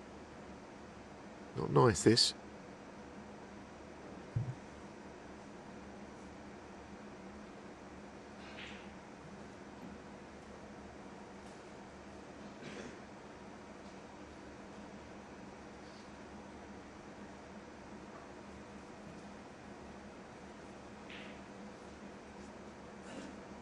Well, he's had a look, he doesn't like it, so again it's the percentage shot that he's going to play. 36 in front. Wait for a better chance. Mark Selby, 51. Very solid 51.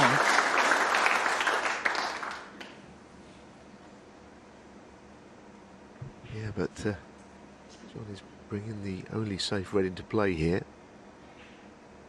Not over this frame at all.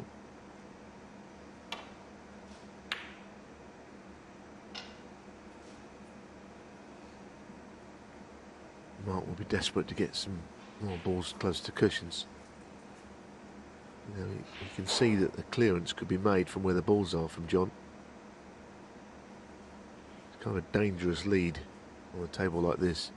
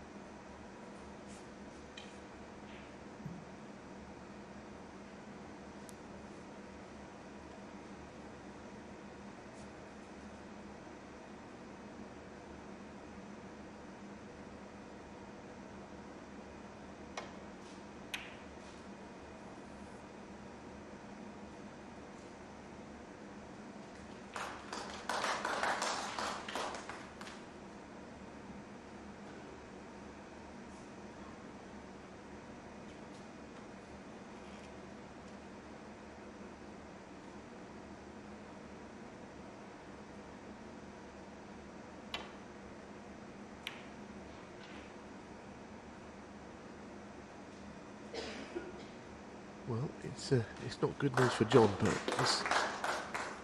this is not a particularly inviting shot to have to play. It goes in, it probably wins him the frame, but he's not hanging over the pocket by any means.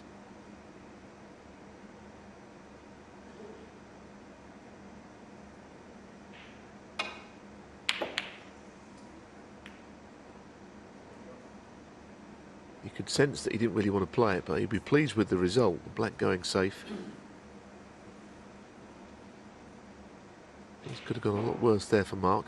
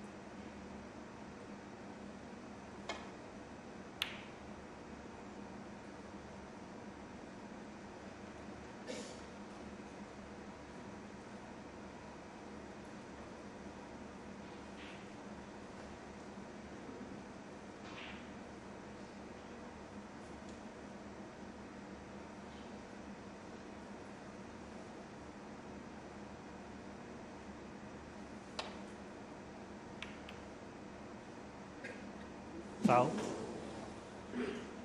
Well, it's almost better off in there than hitting the jaw and coming back down towards the reds. Went in at some speed at a pretty acute angle. Couldn't do that again if you tried. I mean, put him back in, which does slightly surprise me. I mean, John would love to get that red away from the black here. I wonder if he's got any way of doing so and playing safe. I think the double kiss might stop him. If he could just move that red away from the black, then the frame becomes open again. A little surprised that Mark put him back in there, as he opened the door slightly in doing so. Obviously thinks that the shot is not easy on that red. I suppose if Mark doesn't think there's an easy safety shot on, then there probably isn't one.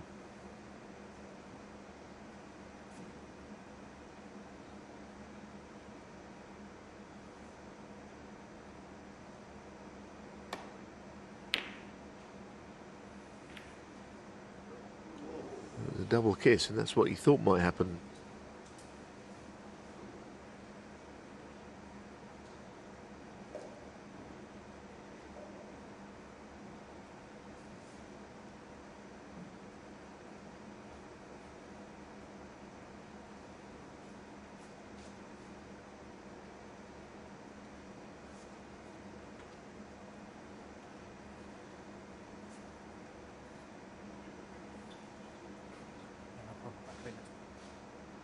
Well, he's just lining up for that. Spotted something on the cue ball.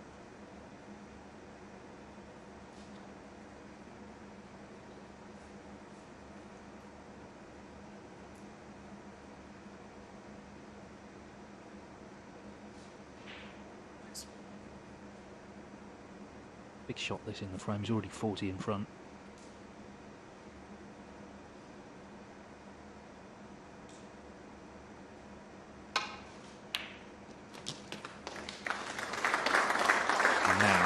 A great chance for 2-2. And we're only really getting started. This is only frame 4 of a possible 11.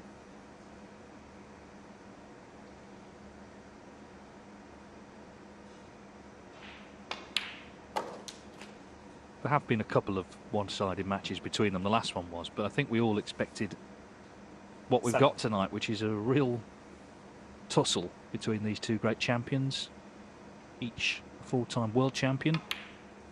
8. Higgins needs a couple of snookers, the pink to make absolutely sure.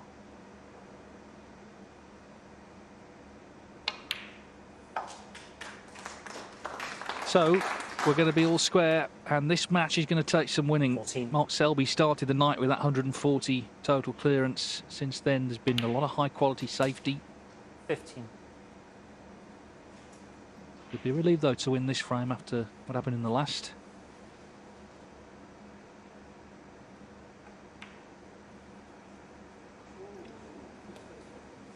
Mark Selby, 15. Is surely that. Joh Higgins has seen enough. So these two great champions locked together as they head up to the interval with a place in the semi-finals of the Champion of Champions up for grabs.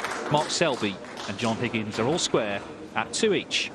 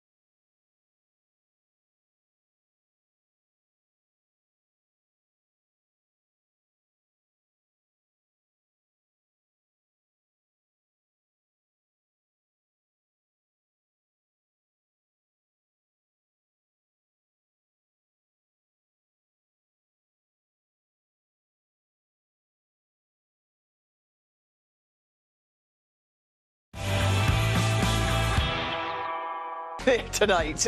Here we are then at the mid-session interval. High quality snooker this evening, as you'd expect in the Champion of Champions, in a match featuring the world's number 4 and 5. Impressive pot success from both players. Selby scoring well and Joh Higgins also playing some impressive snooker. All square, 2 frames apiece at the mid-session interval.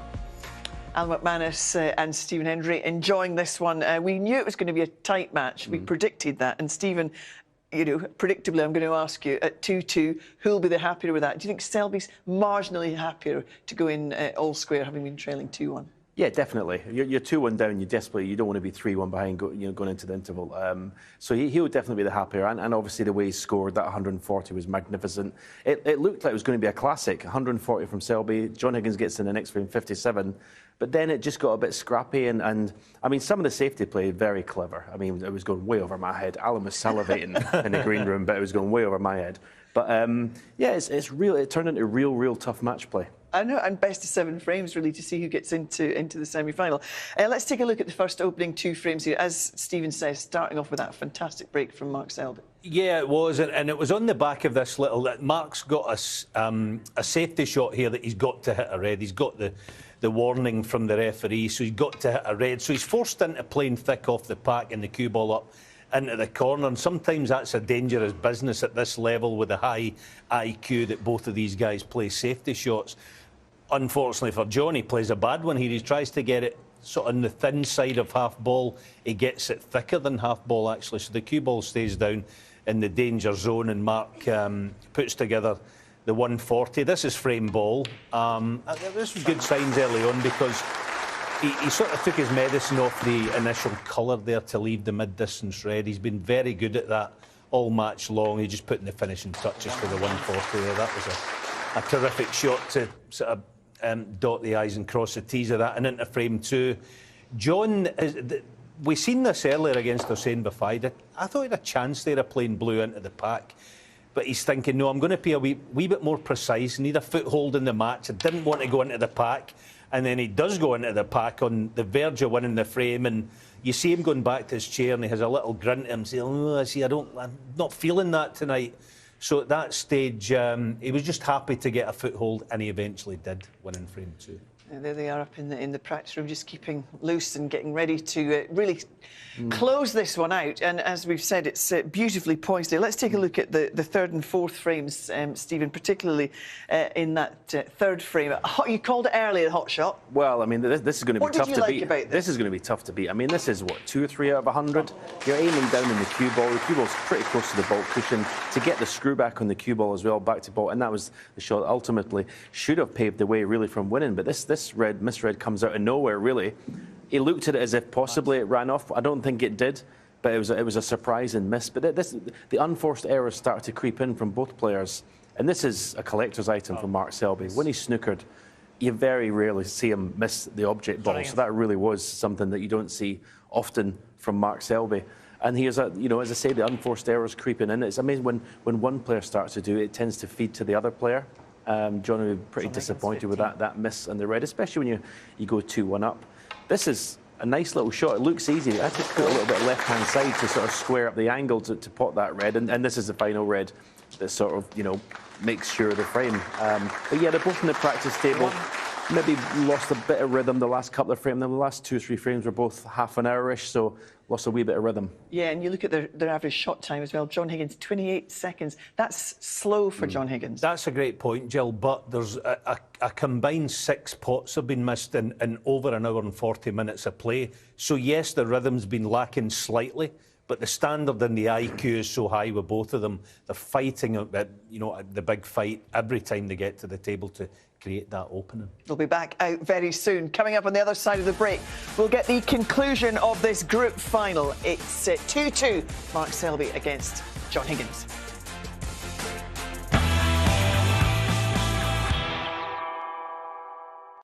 Another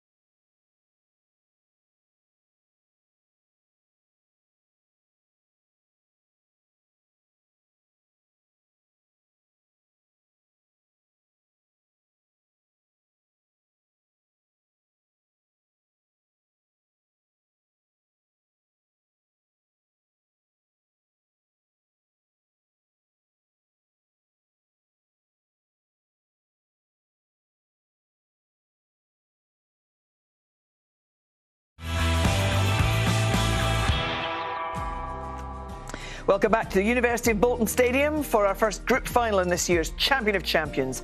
Mark Selby and Joh Higgins are tied at 2 frames apiece in this best of 11 frames match. So who will power through to take the win? To take us through to the conclusion of this one, Ken Doherty is alongside Phil Yates in the commentary box. But first, here's Tahir Hajat to reintroduce the players. Bolton, please welcome back into the arena the Wizard of Whistle, Joh Higgins, and his opponent, the Jester from Leicester, Mark Selby.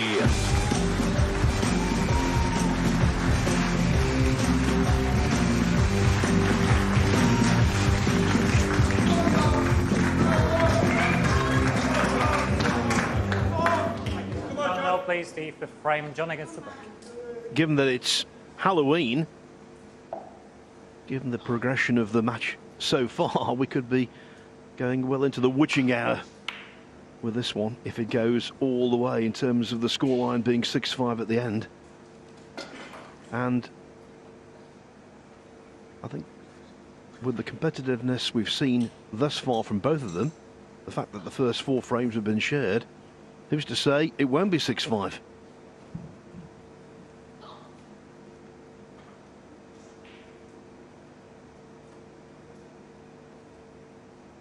Definitely one for the purists, those 4 frames. Really tough match play from 2 of the best in the business. No quarter given between them.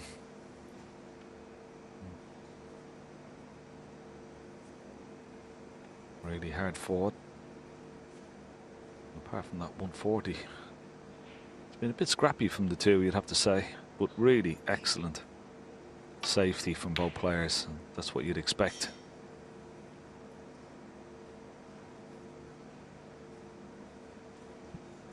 I think the best sporting analogy would be that it's akin to watching 2 high-class football teams who have very similar styles.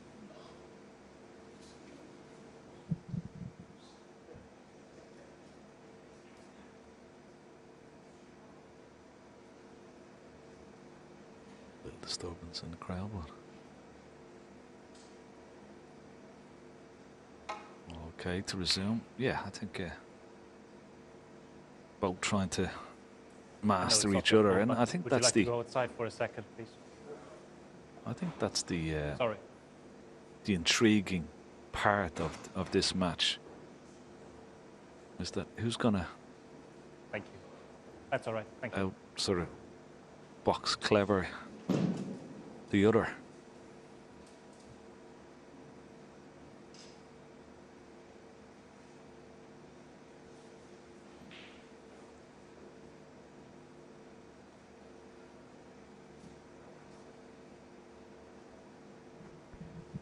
Well, we're hearing someone was suffering from hiccups in the crowd.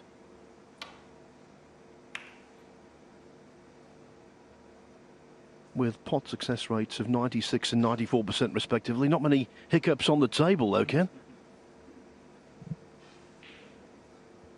No, Phil. I like it.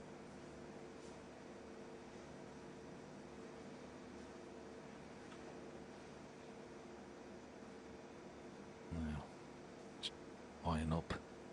Maybe attempting this red, but he can't see the red full on, so he's got to come off this side cushion.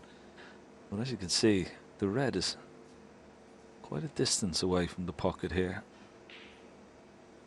Not guaranteed to go into the pocket if he does make connection with it.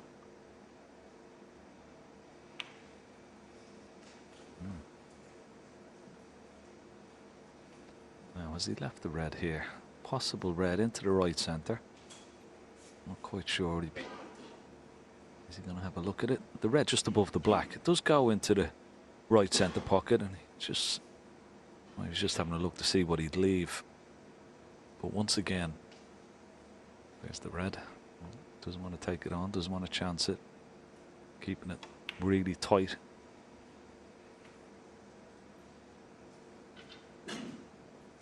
I think if you asked either player, Phil, about who's the toughest safety player that they'd have to play on the circuit, they'd probably both say each other, you know, and I think it'll be, you know, that's a challenge in itself, and I would like to see who can, as I said, outfox the other in that department. It's not going to be easy. Previous stats pointed to this kind of match. In all of their previous frames in their head-to-heads, before tonight it was 126 Widely, frames please. for Mark Selby, 129 for Joh Higgins. In quarterfinals, they've played 8 times before, 4 wins each.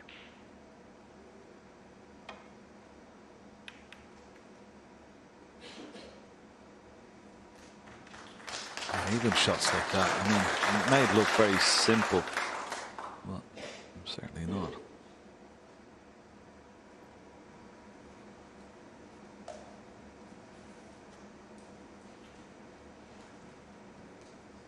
I think the person who is going to be the more adventurous of the two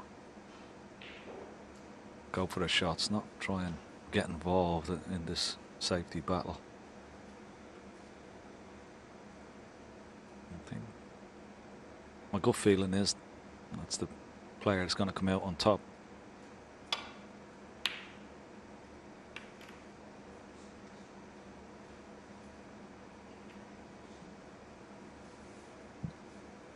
I believe the structure of the day, the way it's gone, should suit Mark Selby.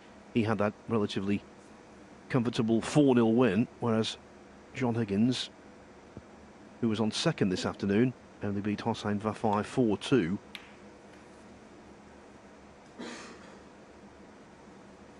Of course, in addition to that, Higgins is the older of the two players by 8 years. So if stamina is an issue as the evening progresses, and given Selby's vast reserve of patience, I think that will undoubtedly serve him well. Yeah, could become a factor. But of course, we're seeing a new lean Joh Higgins, which will, of course, help his stamina quite considerably.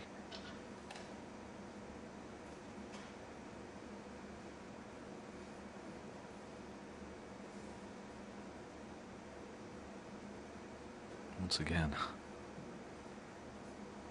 already almost 7 minutes into this frame and not a ball potted.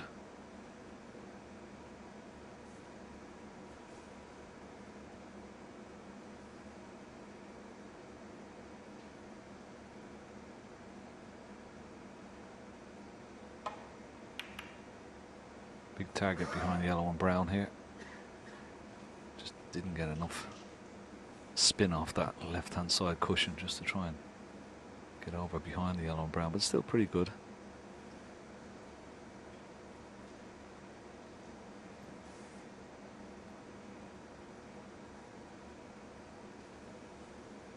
I think you mentioned a very key point there, Phil. I mean, for all their talent, break building, scoring, and long pot success over the years, they've both been blessed with wonderful patience as well, haven't they?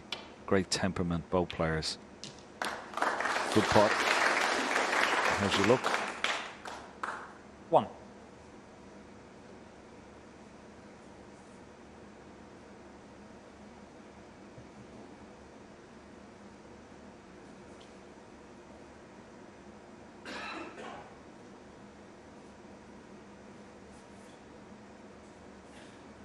This green is not easy, but he does have a slight angle to Green ball. pot it and try and get on that red.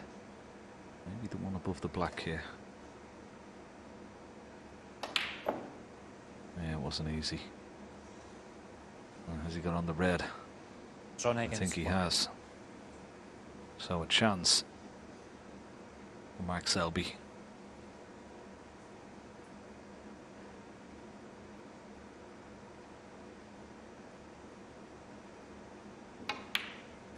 One.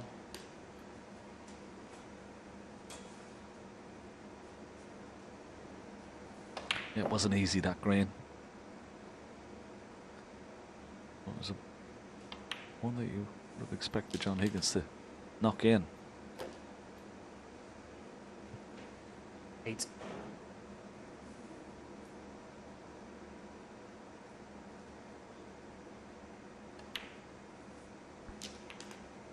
No.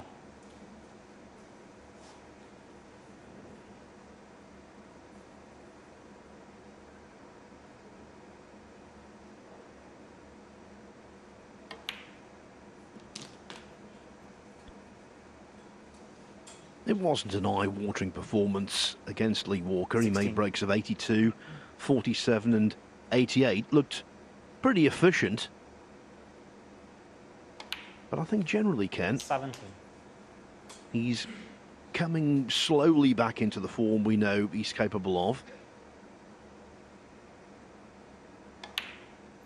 Reached the quarterfinals of both the British Open and the Northern Ireland Open. 24. And it's only a matter of time for me that he lifts another trophy. Yeah, totally agree. I think he has been 25. shown some signs of the old Mark Selby. He's had his few problems. He's well documented and being not afraid to speak out about his health problems, mental health problems away from the game. 32. That's curtailed him, of course, but it looks to be in good form. Seems a lot happier around the circuit, around the tournaments, and 33. that's a good sign for him. And he's certainly playing a lot better. He's a lot sharper, isn't he, Phil? He's scoring a lot. He looks a lot more confident. And when he's in the balls, like he is now, he's definitely playing a little quicker.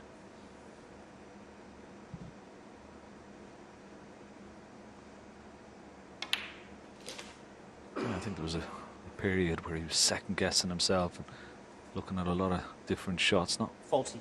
And now, once he gets into a rhythm, sees the shot, plays it, no hesitation.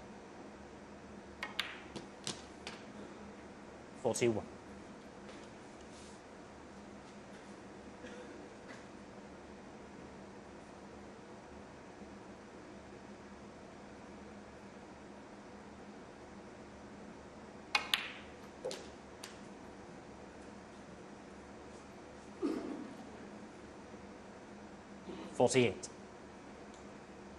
Remember, he's the only player in the field who's not here because he has won a tournament in the qualifying period. He's in off the rankings. 49. 15 winners over the last 12 months. And Selby completes the field, quite rightly, because of his lofty position on the world list.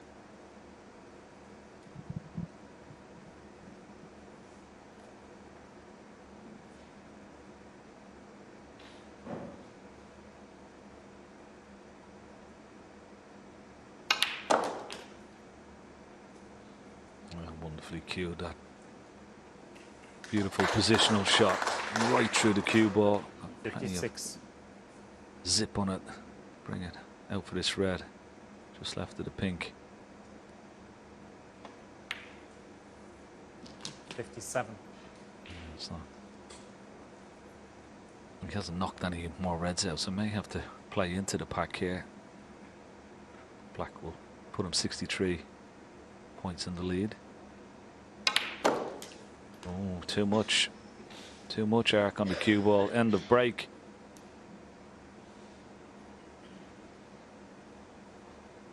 Still 75 left on the table, so plenty of points to play with for Joh Higgins. Should he get another chance? Here's look at the cue ball here. Amazing how much spin. Missed the pack of 5 reds there.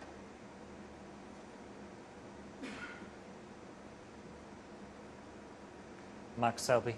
64. Yeah, nice break from Mark Selby, but not over the line just yet. Trying to keep it tight, keep that red on the right hand side cushion, but Joh Higgins be quick to take it off. Just get it out into the open. He's going to need that red should he get a chance.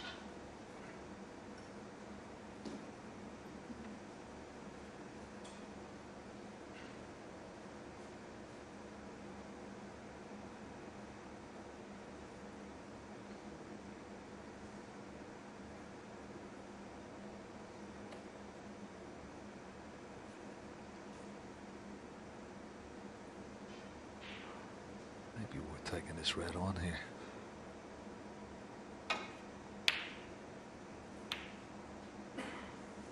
You could only leave the red that he was taking on. I think he has done.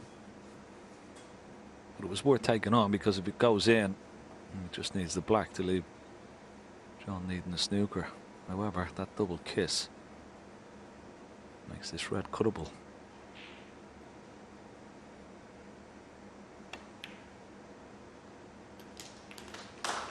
Needs an angle on blue or yellow. 1.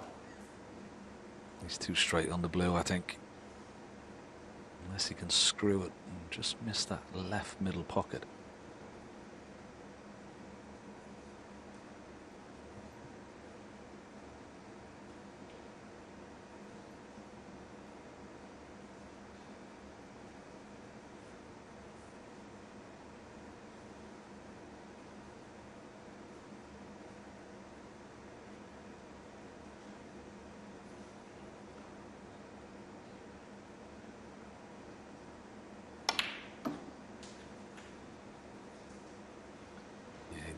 At all, so he's just taking the points because he needs them. 6. Now once again, that brown and yellow is a big target. You see it, 57 behind, 67 still remaining. If he can get the cue ball brown and yellow here and cover all the reds, could put his opponent spot of butter, but that's not good. 6.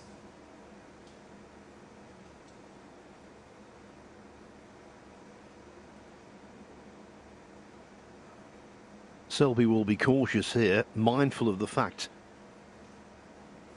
that apart from the green on that ball cushion, the table is perfect for the player chasing. And if Higgins gets in, he doesn't have to concentrate solely on pinks and blacks. He does have some scoring leeway.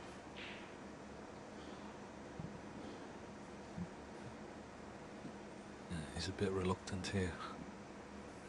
They'll play in the safety shot because it could knock the red over one of these corner pockets. He's looking at trying to knock this red onto the black. Maybe try and get the black safe, but and also try and maybe possibility of the red going towards this corner pocket.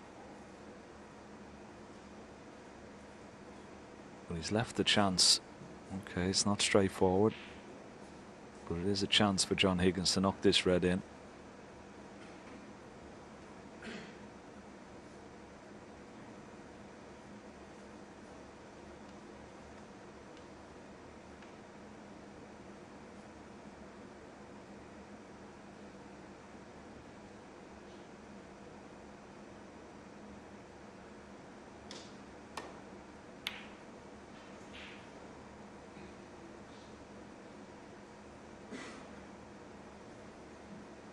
Had the option to play that as a shot to nothing by taking the cue ball into bulk, because he could afford to knock in a bulk colour.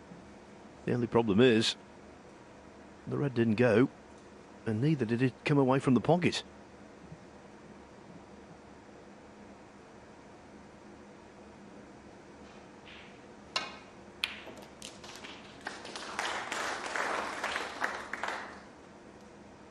One.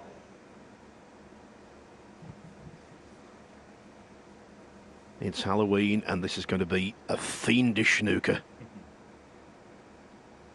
Max Selby. 1.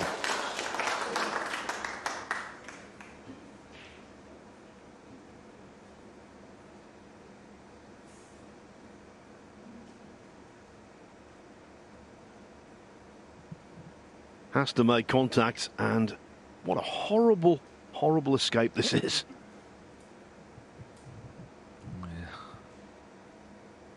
Two cushions try and nestle onto the red just to the left of the pink. Foul. It's no good. He Max might out. concede here. Just had a quick look. Was it a free ball? It's no free ball, so well, he's going to play on Joh Higgins.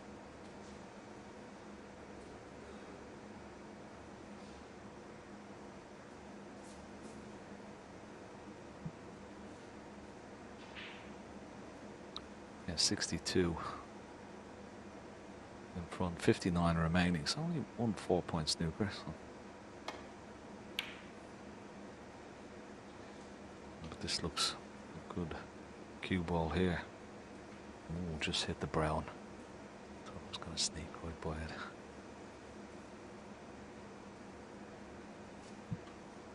Two hours match time and counting.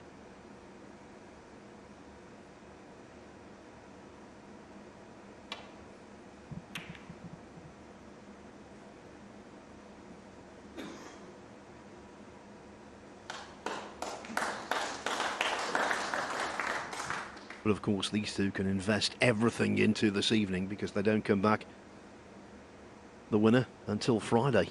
Plenty of time to recuperate.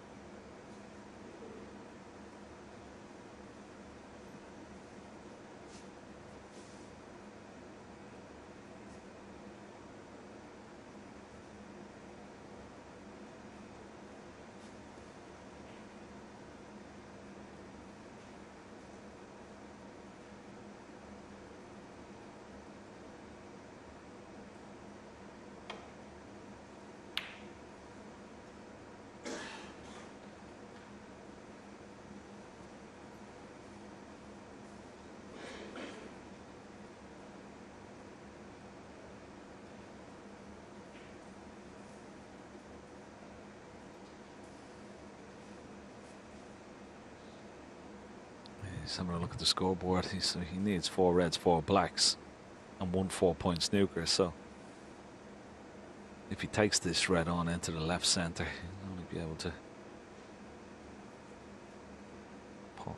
The highest available would be the blue. Pink doesn't pot into the left corner, so which means then he'd need an extra snooker. So that's what's going through his mind at the moment.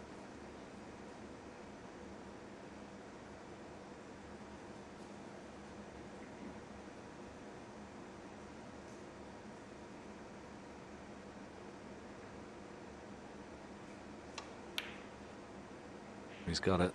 1. Yeah, the highest available was the blue. So now he needs 2 4-point snookers, or possibly 1 snooker and maybe the free ball. And that brown and yellow is very inviting. Try and get snookers behind, so one of the best in the world of winning frames when snookers required, but he's also playing against a player who's one of the best in the world escaping from snookers, so this would be an interesting battle, this one in itself.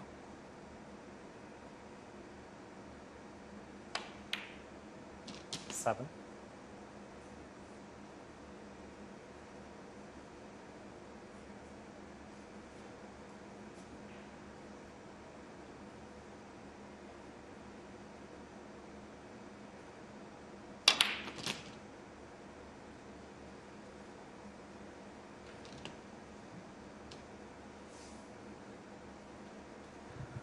It was a lovely shot.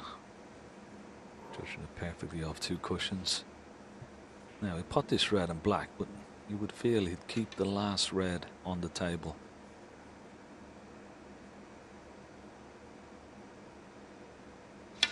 Because if he does get a chance of a free ball, then 1 snooker would be only required. So now pot the black. Judging where he wants to lead the cue ball, just we can knock the red possibly in and out of ball and get that cue ball somewhere in the proximity of that yellow and brown.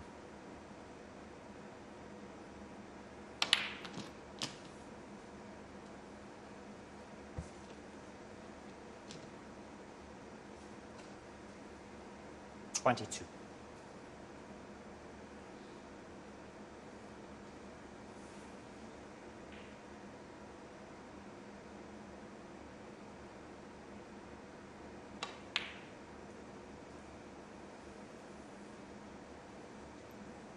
Joh Higgins, 22.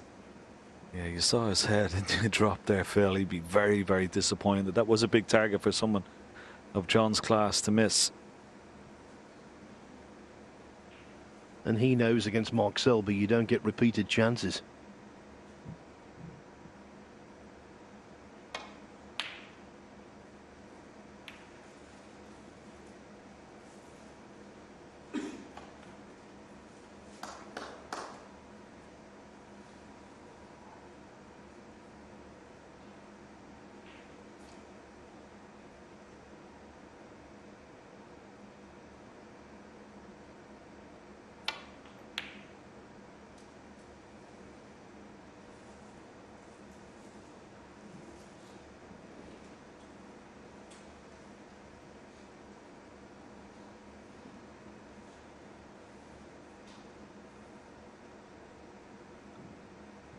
up and down the table. Cue ball over again towards that brown and yellow.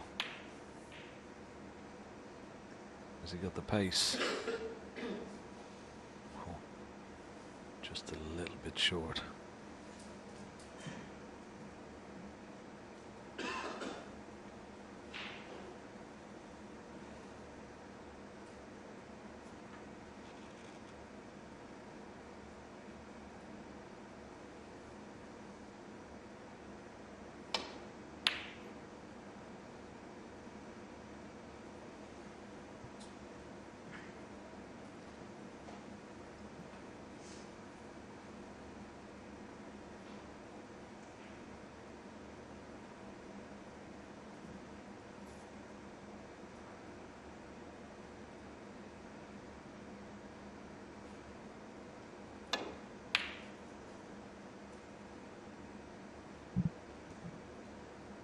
In this position, some players tend to get flustered, may be impatient. Not Selby. He will grind it out until the cows come home.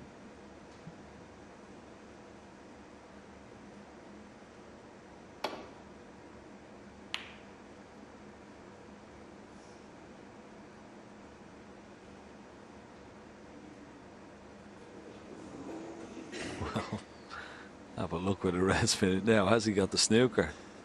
He has, you know. And is it an easy swerve?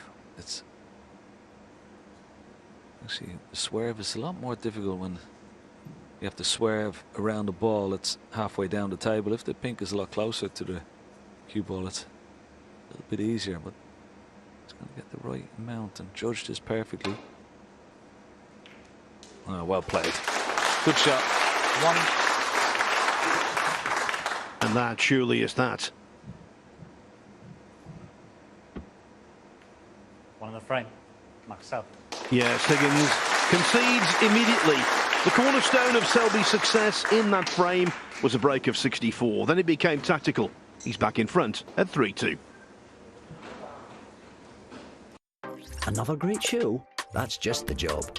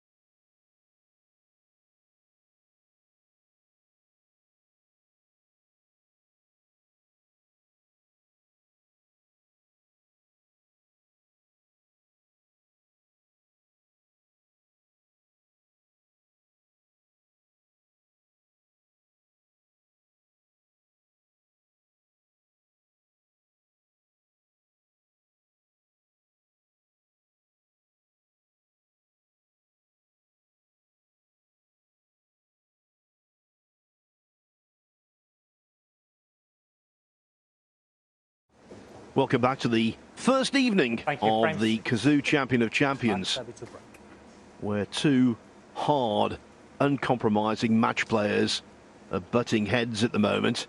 Mark Selby started off with a break of 140 this evening to take a 1-0 lead. Then he fell 2-1 behind. Now, though, he's returned to the ascendancy at 3-2.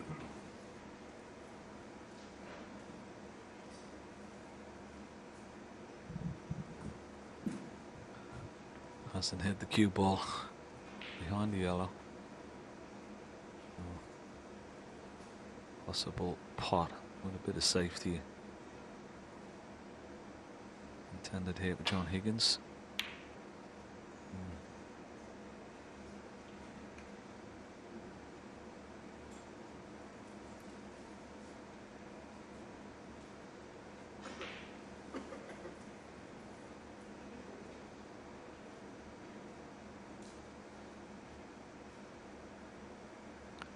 You'll always see players come down, they have a look at the bunch of reds when they're about to play a safety shot.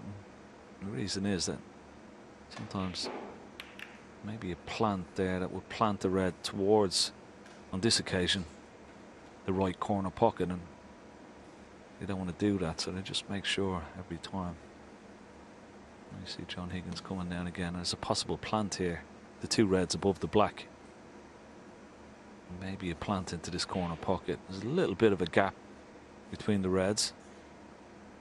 Let's see, is that dead set on? Quite sure if that plant, well, there you see it. It's not dead set, but almost. Yeah, well played. Well played. One. Oh, he could have hit that a little bit harder. He plays it with a bit more pace. He's in and out of ball, but this is a really nice shot. It wasn't dead set, as I said. Had to hit it exactly where he hit the first red. Now we take this brown on into the right centre.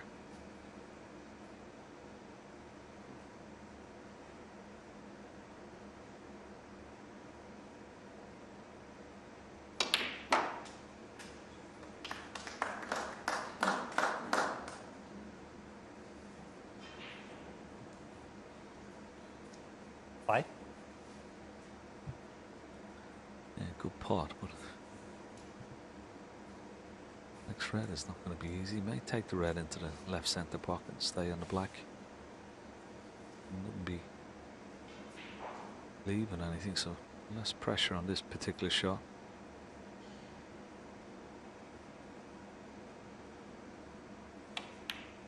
Oh, very good. Quality. Six. Quality shot that.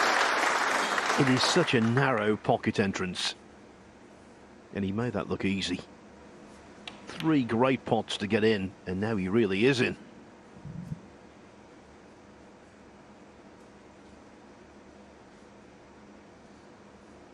Yeah, and no matter who you are, how good you are, you always need a little bit of luck when you're going into the bunch.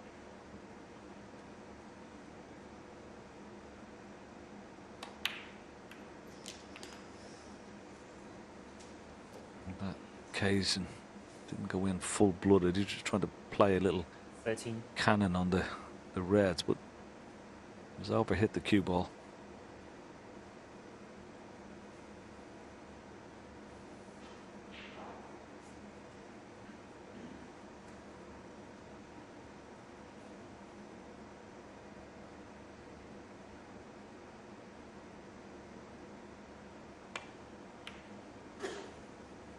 $14.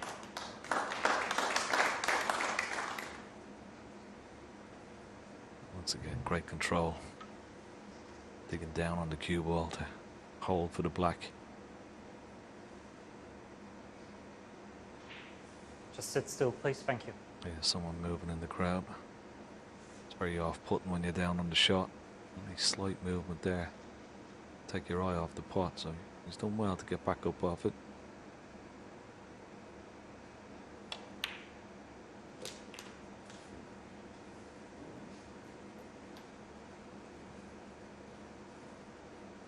$21.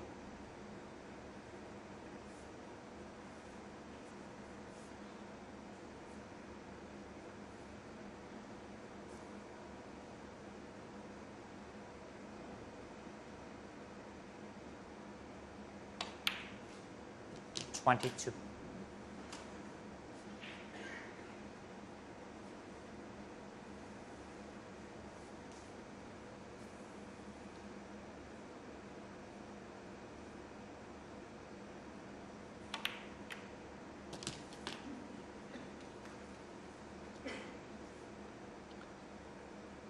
I see on this red, he played a 29. delicate little cannon again.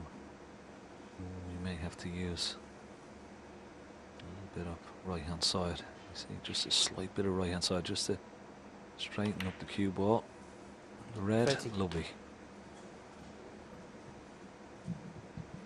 Well, so far this is a masterclass in how to make something out of nothing.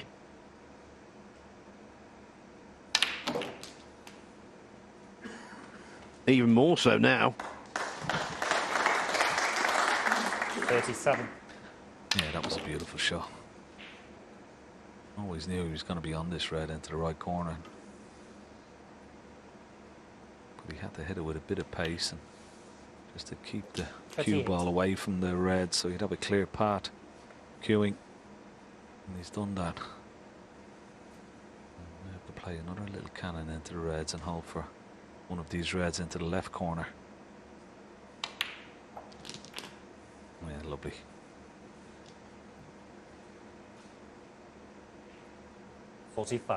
And now he's occupying prime position. Let's remember how he got in. It was a manufactured plant and a really good brown to middle 46. that had to be cued sweetly, followed by an uber accurate red to middle.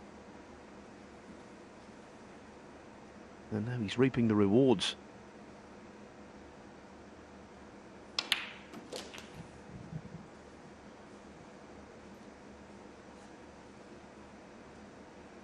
$53.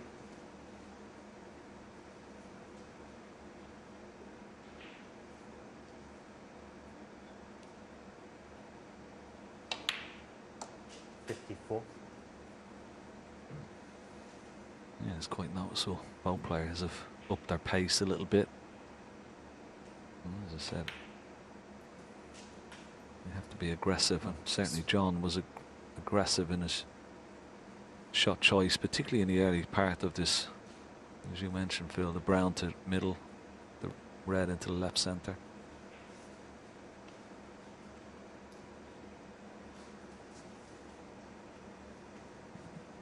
Already the highest break that Higgins has made this evening, superseding his 57 in frame 2, but not over the line yet.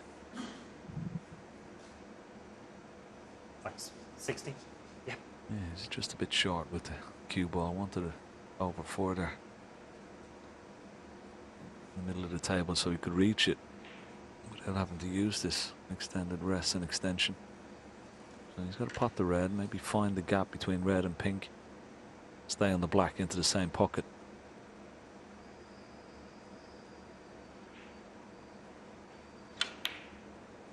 There's the gap, and he's on the black. Nicely played. 61. So this most bread and butter of blacks, followed by a red, and they're tied again.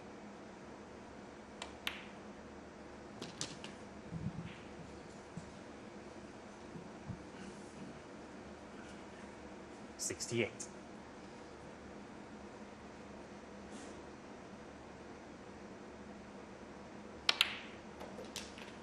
$69.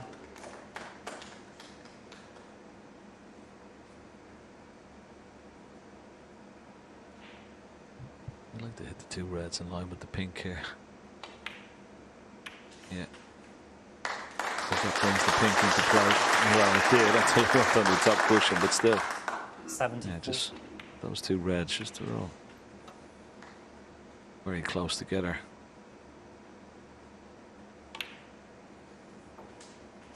$75. Now it's worked out a treat.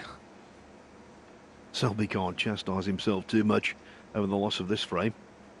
It's been all about Higgins' excellence.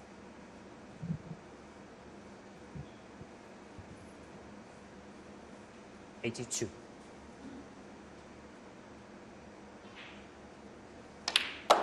$83.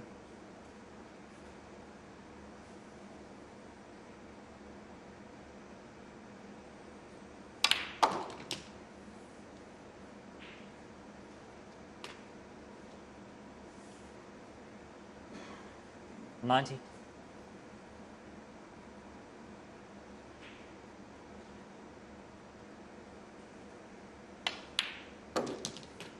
$91.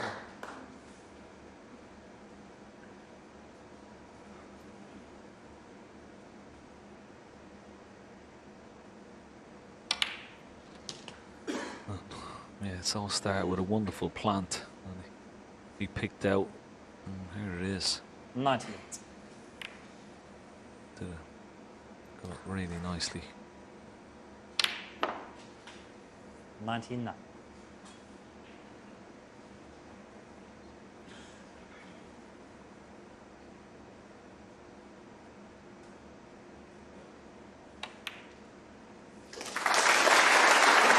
Applause greets Joh Higgins' second century today. Remember, he clinched victory over Hossein Vafai this afternoon at 4-2 with a break of 118, I should say. Here, 107. he could eclipse the 140 from Mark Selby as the highest of the tournament so far.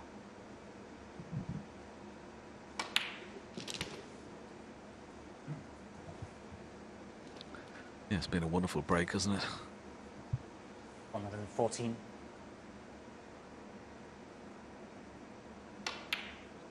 116.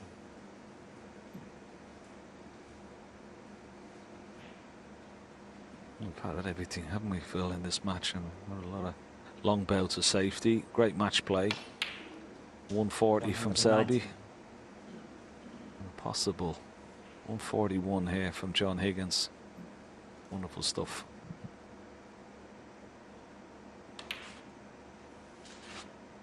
$123.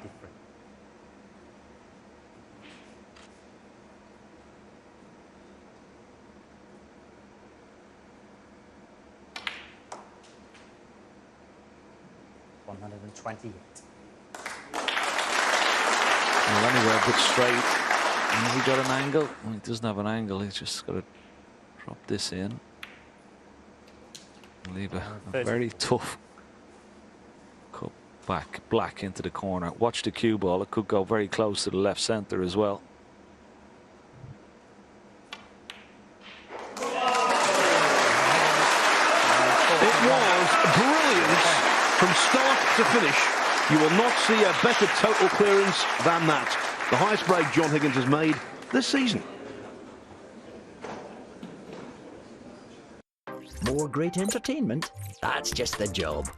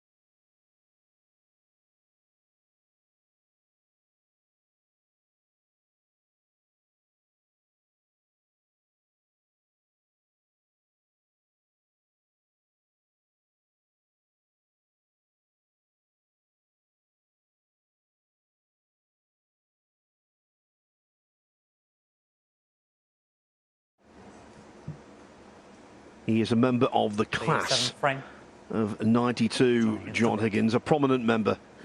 And class was the prominent word, the most appropriate word to describe the break we've just seen.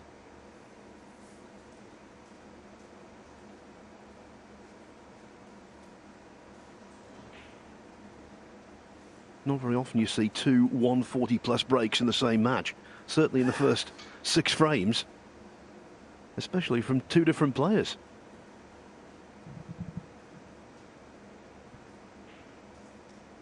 Yeah, but he certainly won't be happy with the break off there. He's left a possible pot here for Mark Selby. No.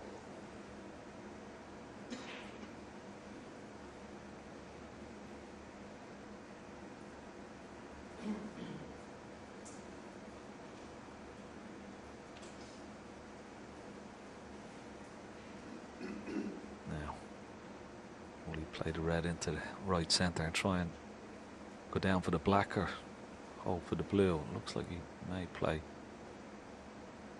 Let's see, can he hold for the blue or down for the black here? It's the blue.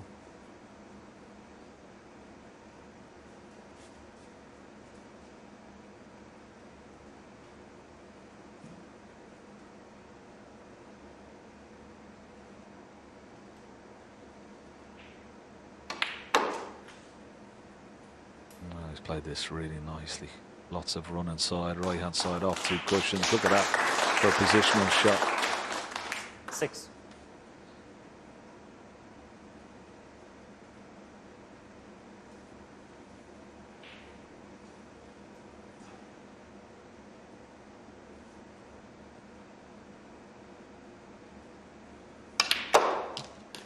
Oh, 7. Wrong choice.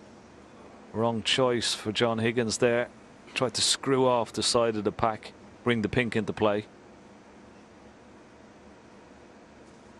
Could have played through the gap for the black into the same pocket. It was an easier shot. Maybe disappointed with that. That was an error, Phil. It was, and his self-imposed snooker's go. This is not appetising at all.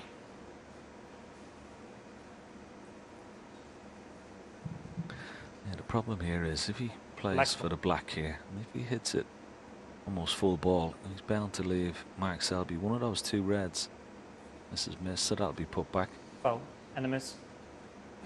Joh Higgins 7. Mark Selby 7. Yep. He's almost trying to hit the back of the black here with the cue ball, so he doesn't leave these 2 reds just above the black and to the left, because he may pot into the left centre and definitely into the yellow pocket. So he's got to hit the, can't hit this black full ball here.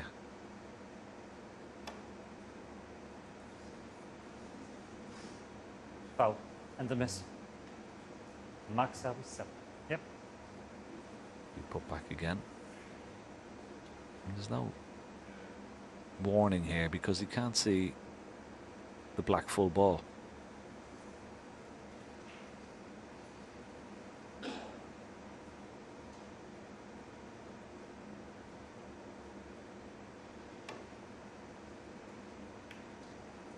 Good shot.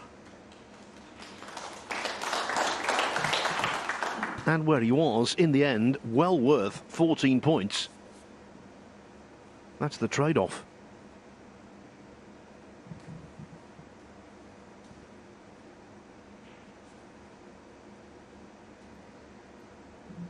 By the way, just one footnote on Higgins' 141 in the previous frame. It's the 4th time he's made a 140-plus break against Selby. His best ever was 142, and he's had 3 141s now. So Mark is well accustomed to warming his chair.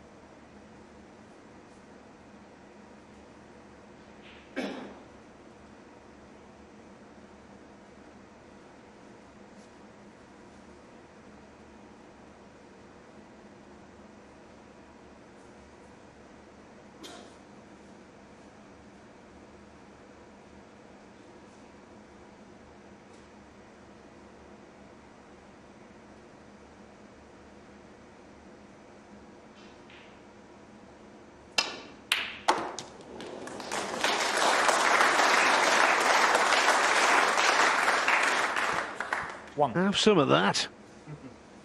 Look at this. Did well to spy it, then knocked it in without touching the sides.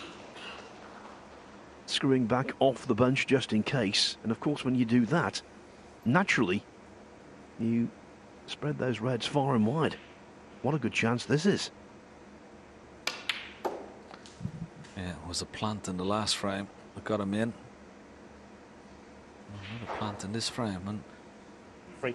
it has to be said, Phil, careless from Mark Selby's point of view. He didn't have a look at the pack from that side. Normally, he's so astute when playing into the ball that not to leave any plants like that, but that's one he missed.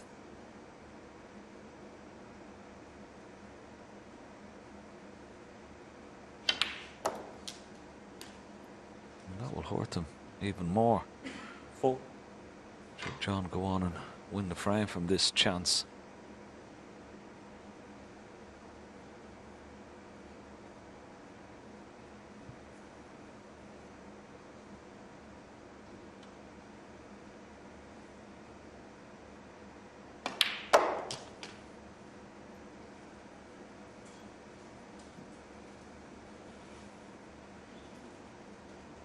Ten.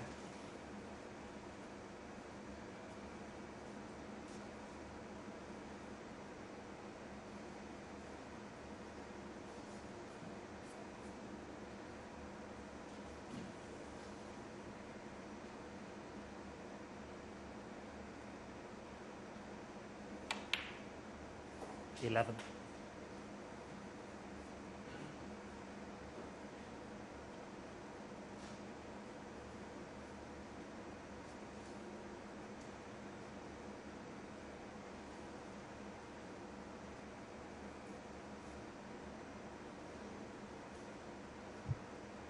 I'd love to get on that red closest to the black spot, but it's not straightforward. Could play into a little cannon into those 3 reds left of the black spot. He played through the gap on the right hand side. He's playing into these 3 reds, but it's gone wrong.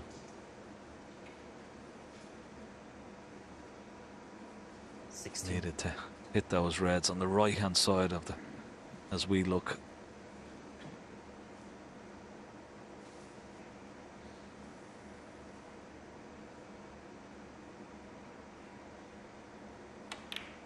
So a let off for Mark Selby.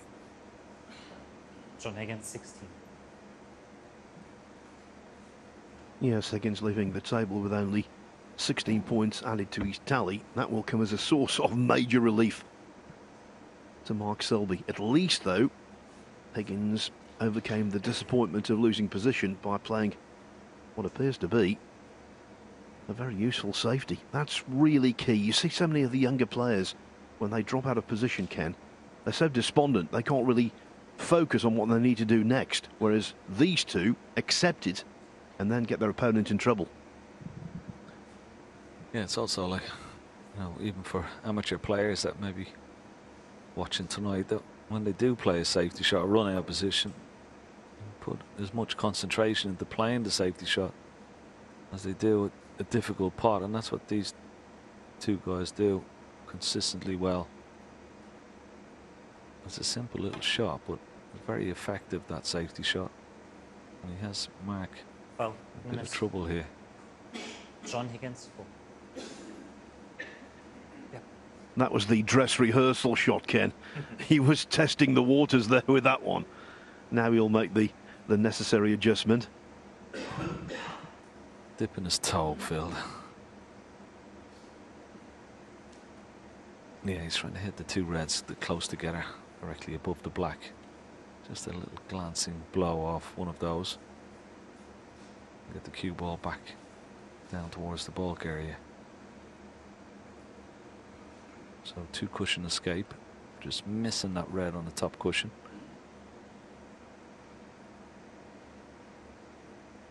This is not an easy, it's not a big target to hit, so a bit closer this time. Joh Higgins 5. He's left Joh Higgins a possible pot here. He may take this on. A bit of a stretch.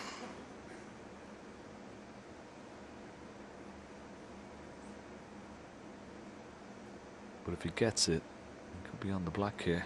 If not, the blue is waiting, as you see. Delicate little cannon into 2 reds there. No, he's misjudged it by a long way. Wow. Has he got away with it? And the reason for that, Ken, was the word you used, stretch. He was off balance and he mistimed the shot in a major way.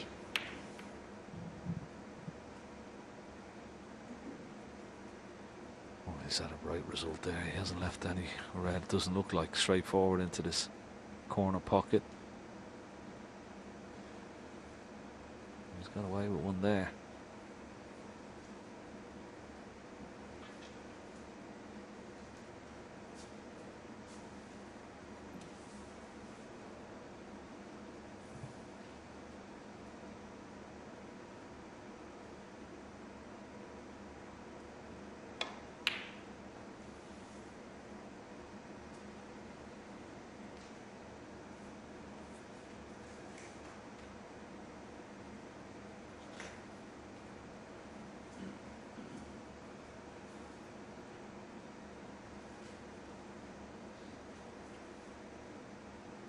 Yeah, once again, good shot from Mark Selby. He's covered the path down the left hand side using the yellow.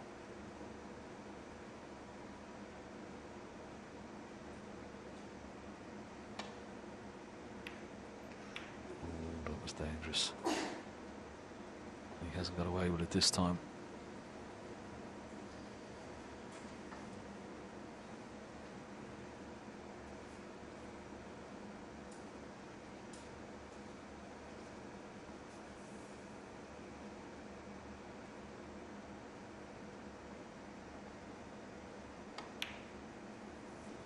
One.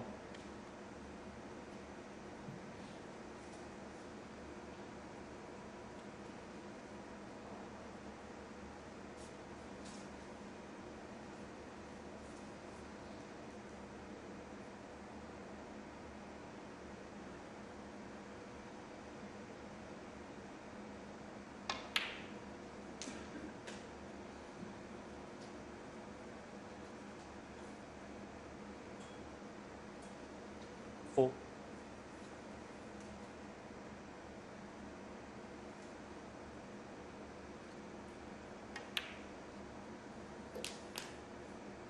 Five. Well, he got a bit of a bounce off that right hand side cushion.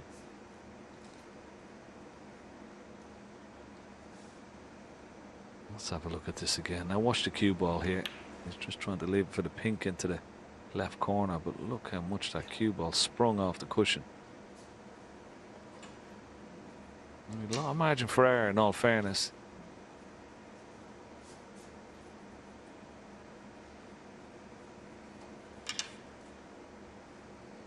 So all of a sudden, this is a very missable pink, this, with the extension. That's a bit of weight to the cue. You got to judge that. He's played it nice, and he's played a delicate little cannon as well. That was a lovely shot. Very good recovery.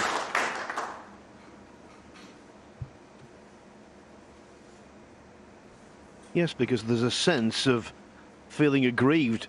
11. The cue ball is there not because of your error. It really was a bounce and a half, wasn't it? But now it's all in the past.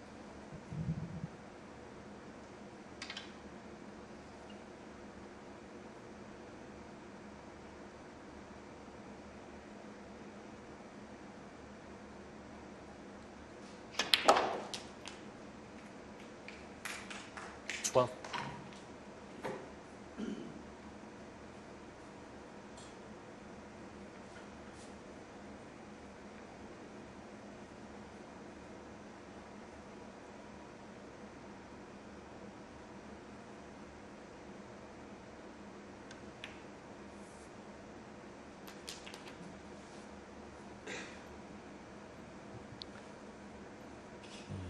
Hold for the red into the left corner.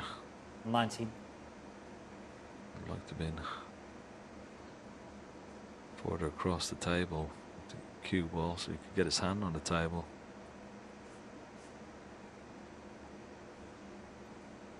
No problem potting the red, but is the black puttable into the right corner?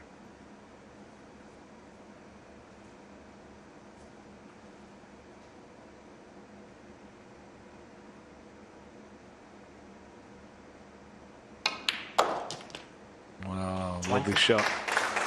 Black obviously wasn't potable, so that's why you had to screw back and play that beautiful cannon on the red to hold for the pink into this left centre pocket.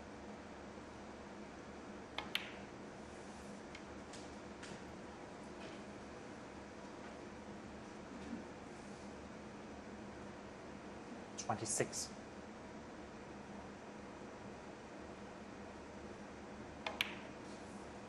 27.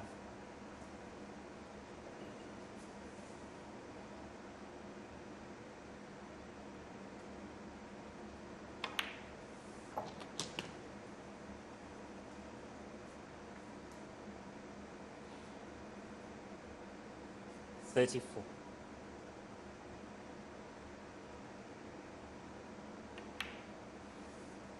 35.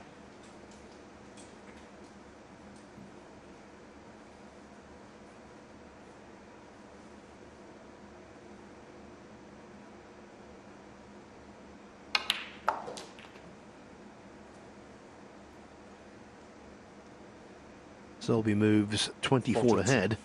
That means he will need one of the two reds close together.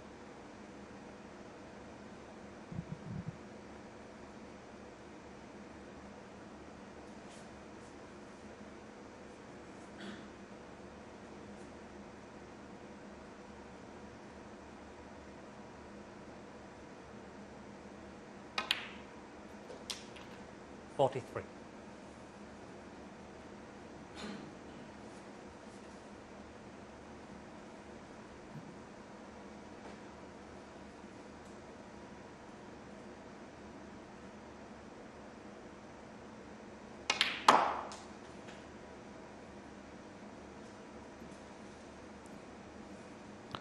It's gone wrong.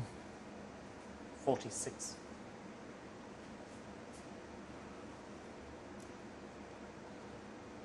It's gone wrong. Oh, red doesn't pot in there. He was trying to play for the red into the left centre pocket.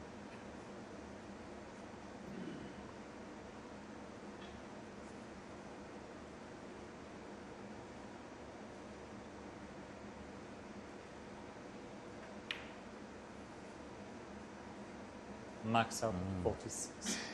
Oh, a little bit short of pace. And that was a nervy one for Mark Selby.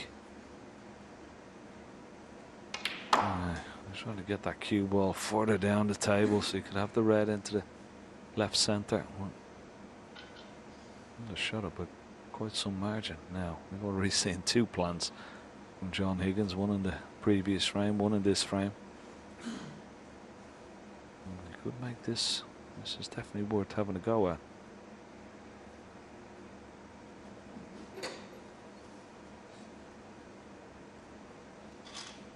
Be bringing the cue ball back up into the bulk area.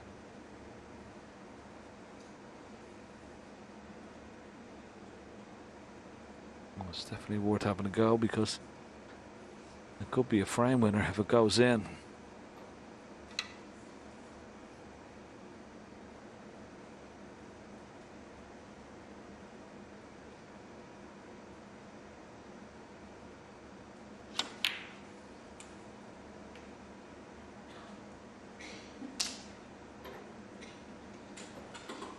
Safety was the main priority, and it's not been achieved. Selby already 28 to the good. One reasonable pot here, and he's back in front. One.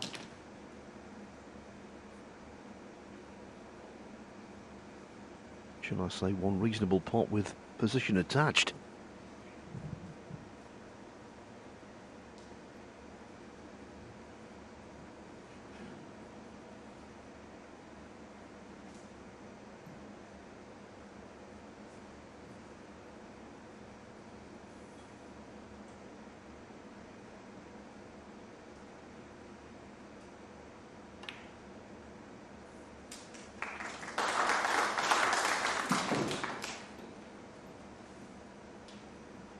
35 in front, so by knocking in the penultimate red, Selby will cross the line.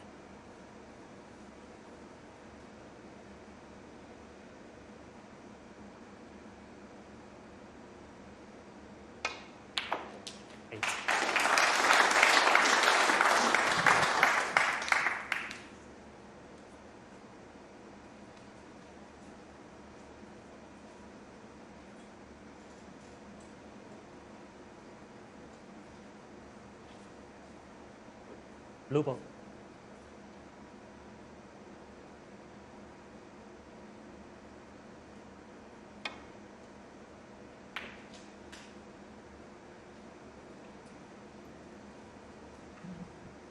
Five extra points means one extra snooker required by 13. Joh Higgins.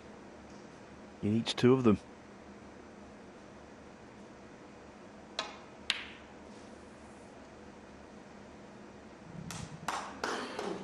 Mark Selby, 13 and the four. Doesn't bother, having been hooked himself. And so, for the third time in the match, Mark Selby leads. It was 1-0, it was 3-2, now it's 4-3. Another great show? That's a big tick from me. Trust a Trader, sponsoring ITV4 Early Evening. TrustATrader.com. How do you start an iconic movement? Classicism would say it's all about form and craftsmanship.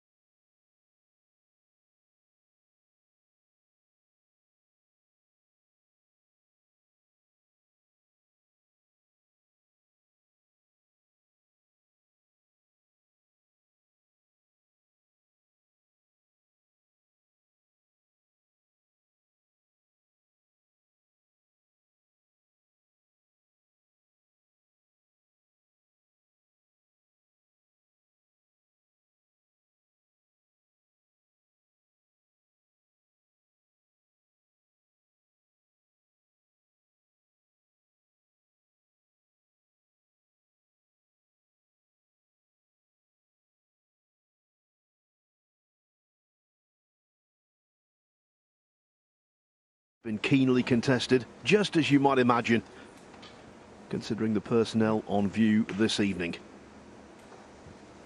This is a battle to reach six to make the semi-finals of the Kazoo Champion of Champions.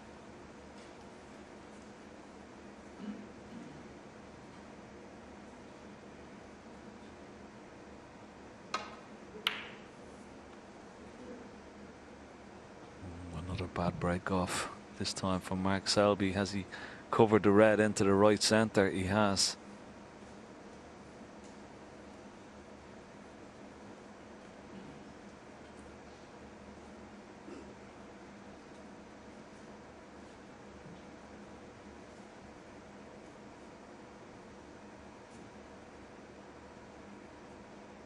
This red is cuttable. Gonna get the cue ball over the right hand side of the table. Make sure he doesn't leave that red right of the blue. Ah, good shot. Kiss on the yellow. That's a bit unfortunate, that. It could have been kinder to him.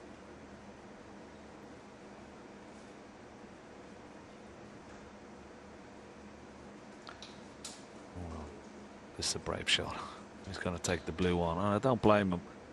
Type of shot that these players would practice quite regularly. But bit of pressure on this though. Great shot. Well played.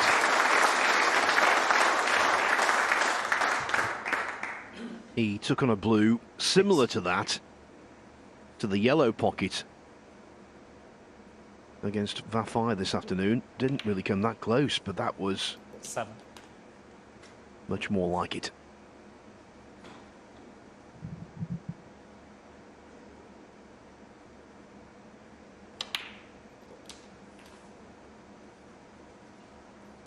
Yeah, the way he has to play his aggressive style. He's left a nice angle on this red, so screw the red in off the bunch and split the reds open, and hopefully be on a colour. Is he on the black? He's not on the black. He's on another tough blue into the green pocket. The pink probably cuts into the right centre, but I think the blue is a shot here. Blue or green.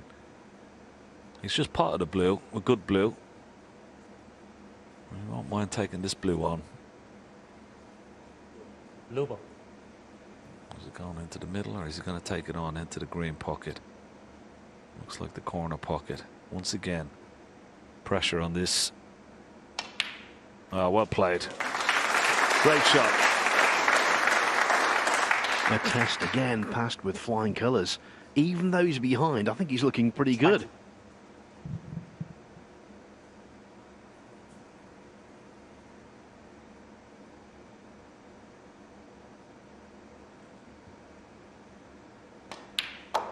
One.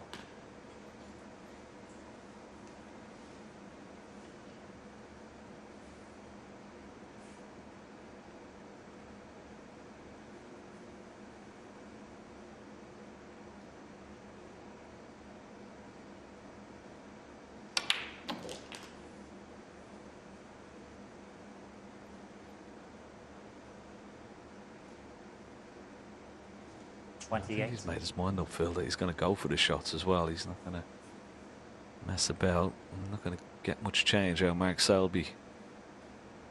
Playing a very cagey game. He's got to.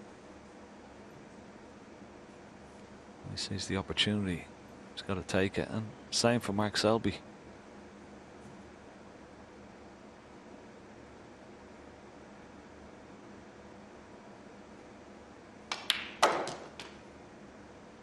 Put pink here, try and get that pink on its spot. And release the red maybe beside it. He's going to take the green instead. Maybe wanted to be a bit straighter on the pink, would have been more ideal.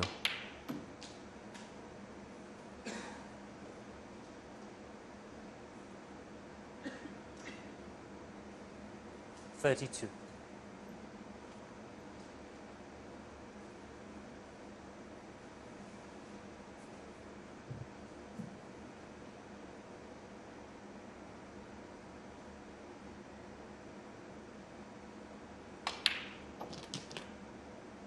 $33.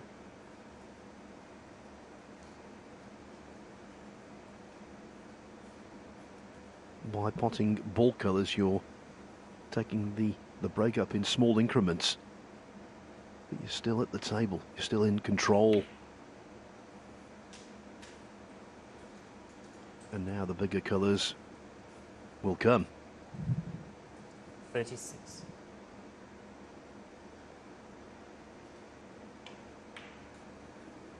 37.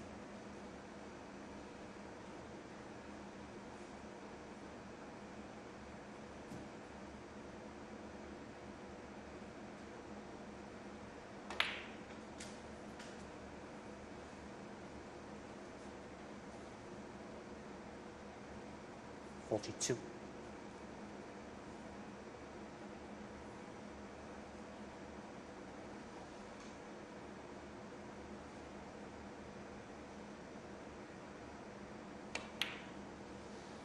43.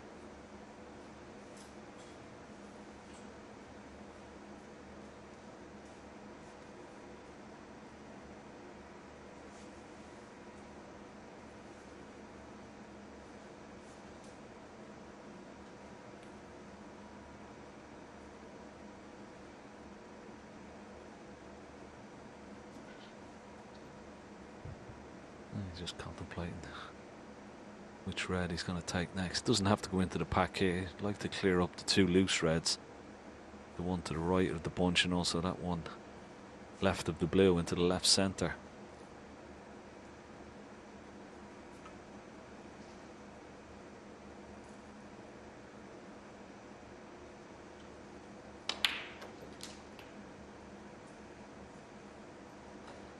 So red into left centre it is. 50.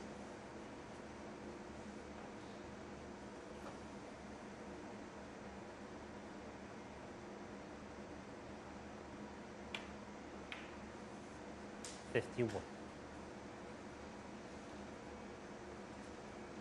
going to need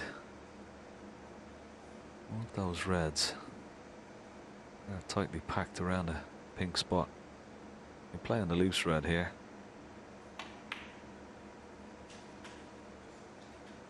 Put some 56 ahead, still 75 on the table. 56.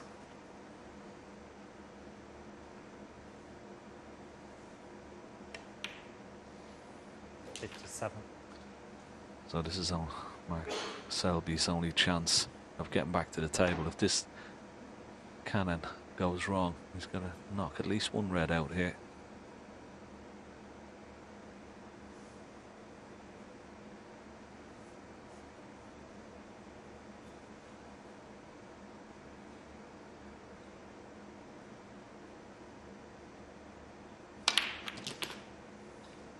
It's gone wrong. That was his only hope, and it's proved to be crucial. He'd be very disappointed, Joh Higgins there. He hit the wrong red. In many respects, an action replay of frame 5 when Mark Selby made 64. Dropped out of position. This time it's Higgins putting together 64 and not quite doing enough to win at a single visit. Joh Higgins, 64. Nice break to 64. Knocking a red onto the right hand side cushion increases the chances of winning this frame.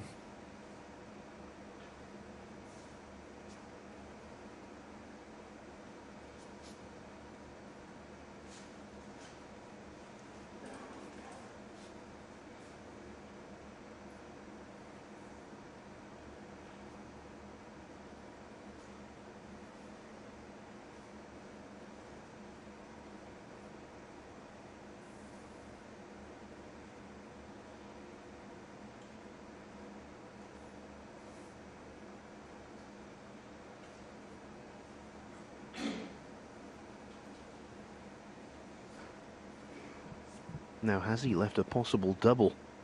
Dangerous occupation that against Higgins.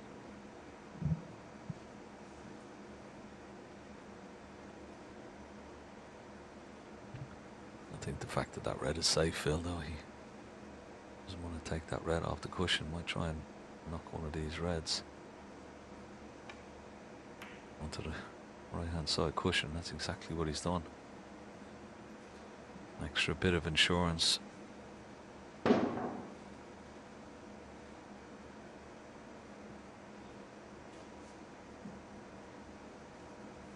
He's got that ability. Selby's got it as well to manipulate the balls and to make it so difficult. When they're in command of a frame, they rarely allow it to slip away.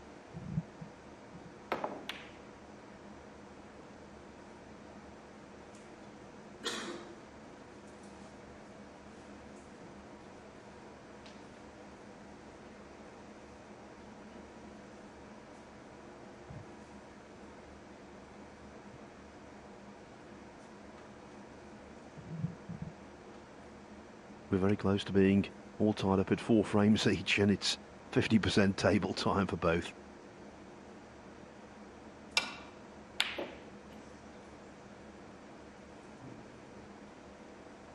But we're not at 4-4 yet.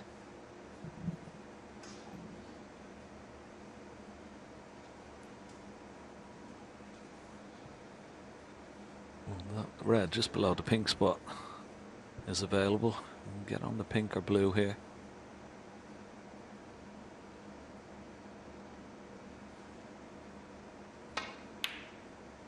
Yeah, good pot. 1.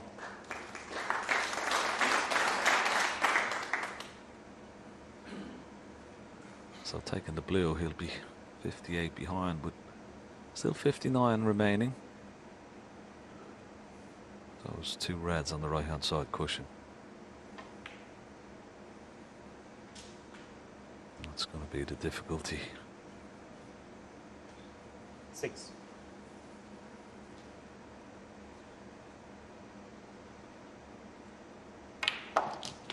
7.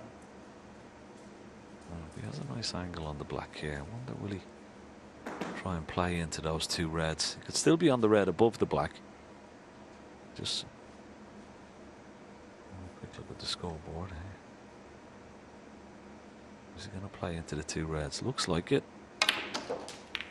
Oh, he's been unlucky. Double kiss.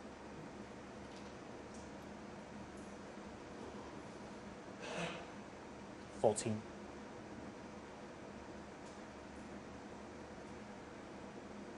Could have been a lot nicer.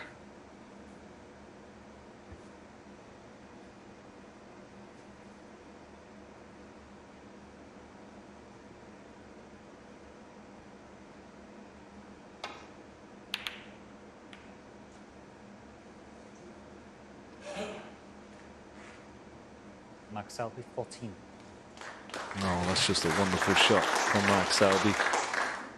He's got the cover on all 3 reds there from that shot. It's quite incredible. Now, the most important thing for Joh Higgins here is not give 4 points away. Just hit this red and hope for the best. He knows his opponent needs 3 reds, 3 blacks to win the frame, so as long as he hits the red,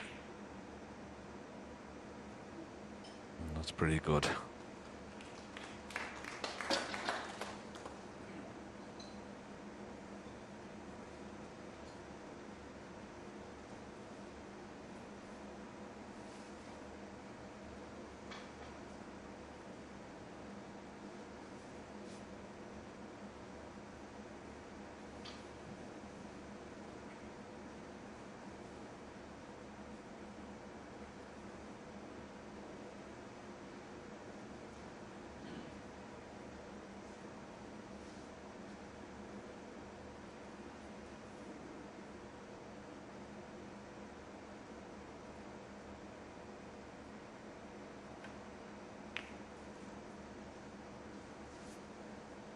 In a frame like this, the way the scores are, 2 competing manifestos. 1, Higgins wants to get balls tight, awkward. Selby wants to open up the table.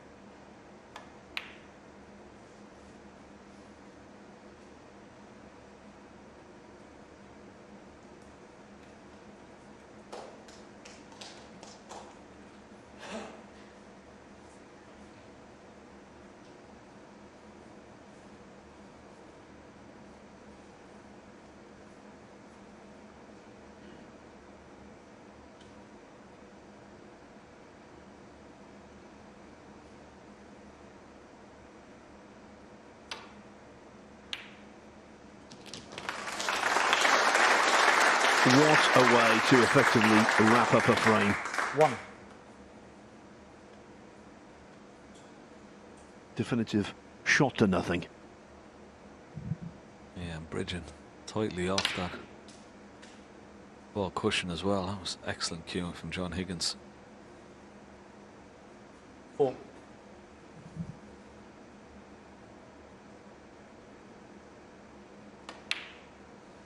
5. It's thrust and counter thrust, Ken. Good stuff. Yeah, really good. Tough match play from both players here. Locked once again. All square. Effectively a best of 3 coming up for a place 13. in the semi-final against these two masters.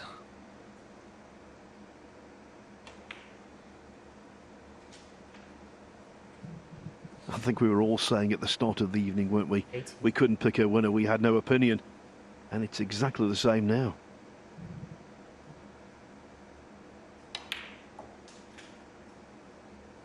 $20.